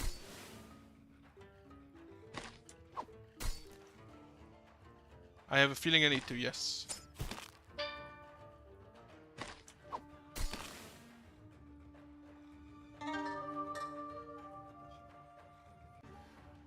Takiyasha collapses, and again she briefly glows with strange blue-green hue. Her body breaks apart like ash, and in its place dozens of frogs remain. The frogs seem in no particular hurry. They break off in 1s and 2s, hopping into shrubs and making their way towards various pools of standing water.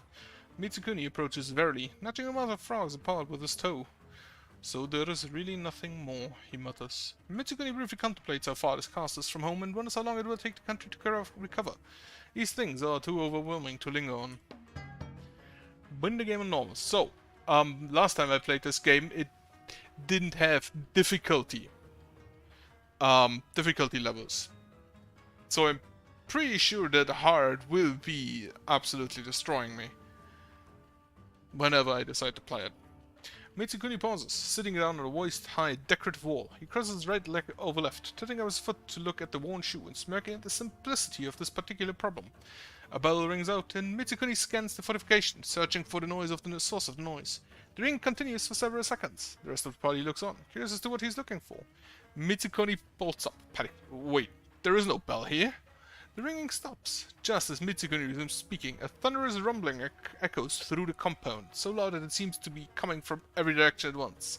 The sky momentarily goes black, the sun eclipsed by an enormous winged form. As the sun reappears, this colossal set of skeletal hands smashes through the northern wall. Above the cloud of disintegrating masonry and dirt, the Gashadokuru's skull appears, grinning. It stares down at Mitsukuni for a moment, amidst a piercing shriek, and collapses, obliterating more of the castle wall and several of the outbuildings. Mitsukuni drops into a defensive crouch as a huge shard of bone bounces and skid in all directions, ripping through shrubs, tents, statues, anything still standing in the compound. He stands up as the dust begins to settle, taking in the destructive scene. Is this an outcome to celebrate? Is what is left of the country worth returning to? Mitsukuni's knees buckle and he collapses back to the ground, suddenly feeling the urge to vomit. He heaves once, twice, a third time, but nothing comes up. The sky darkens again, as the immense form that seemed to portend the Gashadokuro returns. It passes closer to the earth this time, and now its shape is revealed. It is Zinzaku, the many-plumed vermilion bird. It circles the ground several times, swooping low with each pass. Craning his neck to watch its flight, Mitsukuni wonders aloud, is he coming to take me home? The Zinzaku passes once more and now adjusts its path, aligning for a collision with Mitsukuni, who stands transfixed. As the bird makes its final ascent, a new thought enters Mitsukuni's head. Perhaps it will kill me. He shivers away the thought, terrified to have had it in the first place. Blinking away the still settling dust, Mitsukuni looks back up in time to see the bird collide directly with the main castle, annihilating itself and the structure both. The sky is filled with a rain of flaming wood and brilliant vermilion feathers as Mitsukuni curls into a ball and begins to laugh. Did not expect to actually win, but then again, as mentioned last time, normal did not exist. Only hard.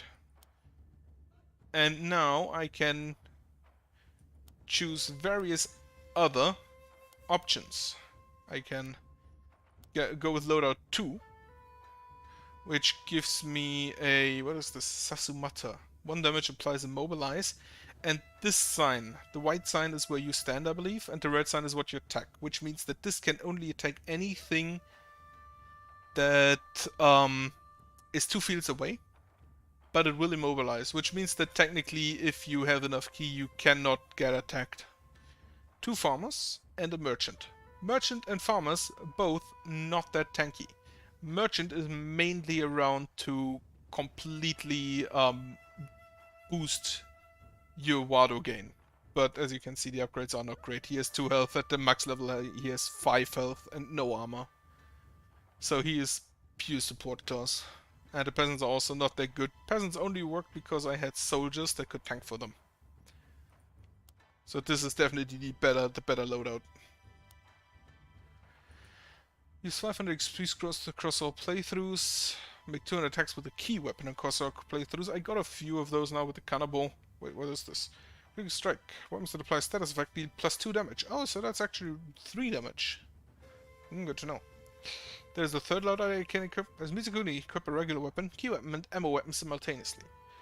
That is easily possible. Then here, make 200 attacks with an ammo weapon across all playthroughs. So this is probably a monk. This is probably an archer. I mean, it's obviously an archer. Kill 250 humans across all playthroughs. That's a lot of bandits. Apply 200 status effects with any party member across all playthroughs. That's gonna take a while. Then you are Taira no Kiyomori. He is also a katana. And each ally gains +1 armor at the start of combat for each filled slot of the first 3 in the party. So these are the first 3, and then this one gives 1 armor. A 5th one gives another 2, a 2nd armor. Not bad. What do we have here? Acquire 20 tier 2 or higher allies across all playthroughs. It's Kiyomori, have a full party for all different types of allies, which would mean yeet a lot of the farmers. Master Court Manipulate. Taira no Kiyomori established the first samurai-dominated government in Japan's history. His political machinations led to the Genpei War, but he did not live to see it through. He is the main character of the famous epic The Tale of Heiki, where it is said that in dying his fever was so hot that anyone came near him was burned. So not gonna play another, just gonna read through these. Benkei, popular subject of traditional folklore. Benkei led a full life, first as a monk and mountain ascetic, and later as a heroic outlaw and warrior. He carried 7 weapons on his back and defeated 999 samurai in duels before losing in the thousandth to Minamoto no Yoshitsune, at which point he became Yoshitsune's loyal retainer. He gets a lot of health, but no armor. He also gets 4 weapon slots apparently, and starts with no allies. Benkei's last stand. Benkei gains +2 damage in combat for each empty ally slot on the army. Wait a second, that means he deals 10 damage in the beginning.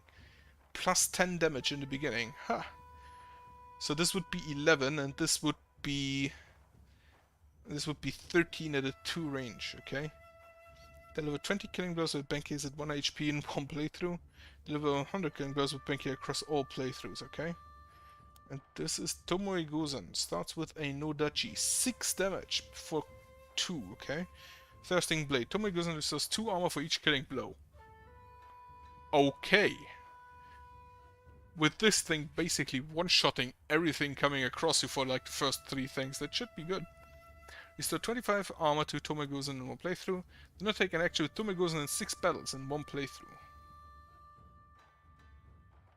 A famous beauty. Little is known of Tomoe Gozen's early life beyond a particular friendly relationship. She was likely a concubine and perhaps even a wife to Minamoto no Yoshinaka. Most warrior women of the era fought with Naginata, but Gozen was known for skill with both bow and sword and took the hands of many mounted warriors. Goes with a farmer and a merchant. So this guy wants to have a lot of allies. This guy wants to have none. And basically she just has a support around. If anything has 7 health, you punch it and then you can hit, and then you can kill it. And she gets a lot of armor. Holy shit. She starts with 7 and gets 9 more. That's not bad. He also has 4 weapon slots. But he doesn't heal. This means every damage he takes is 5 gold that you lose. What is this? Yeah, right.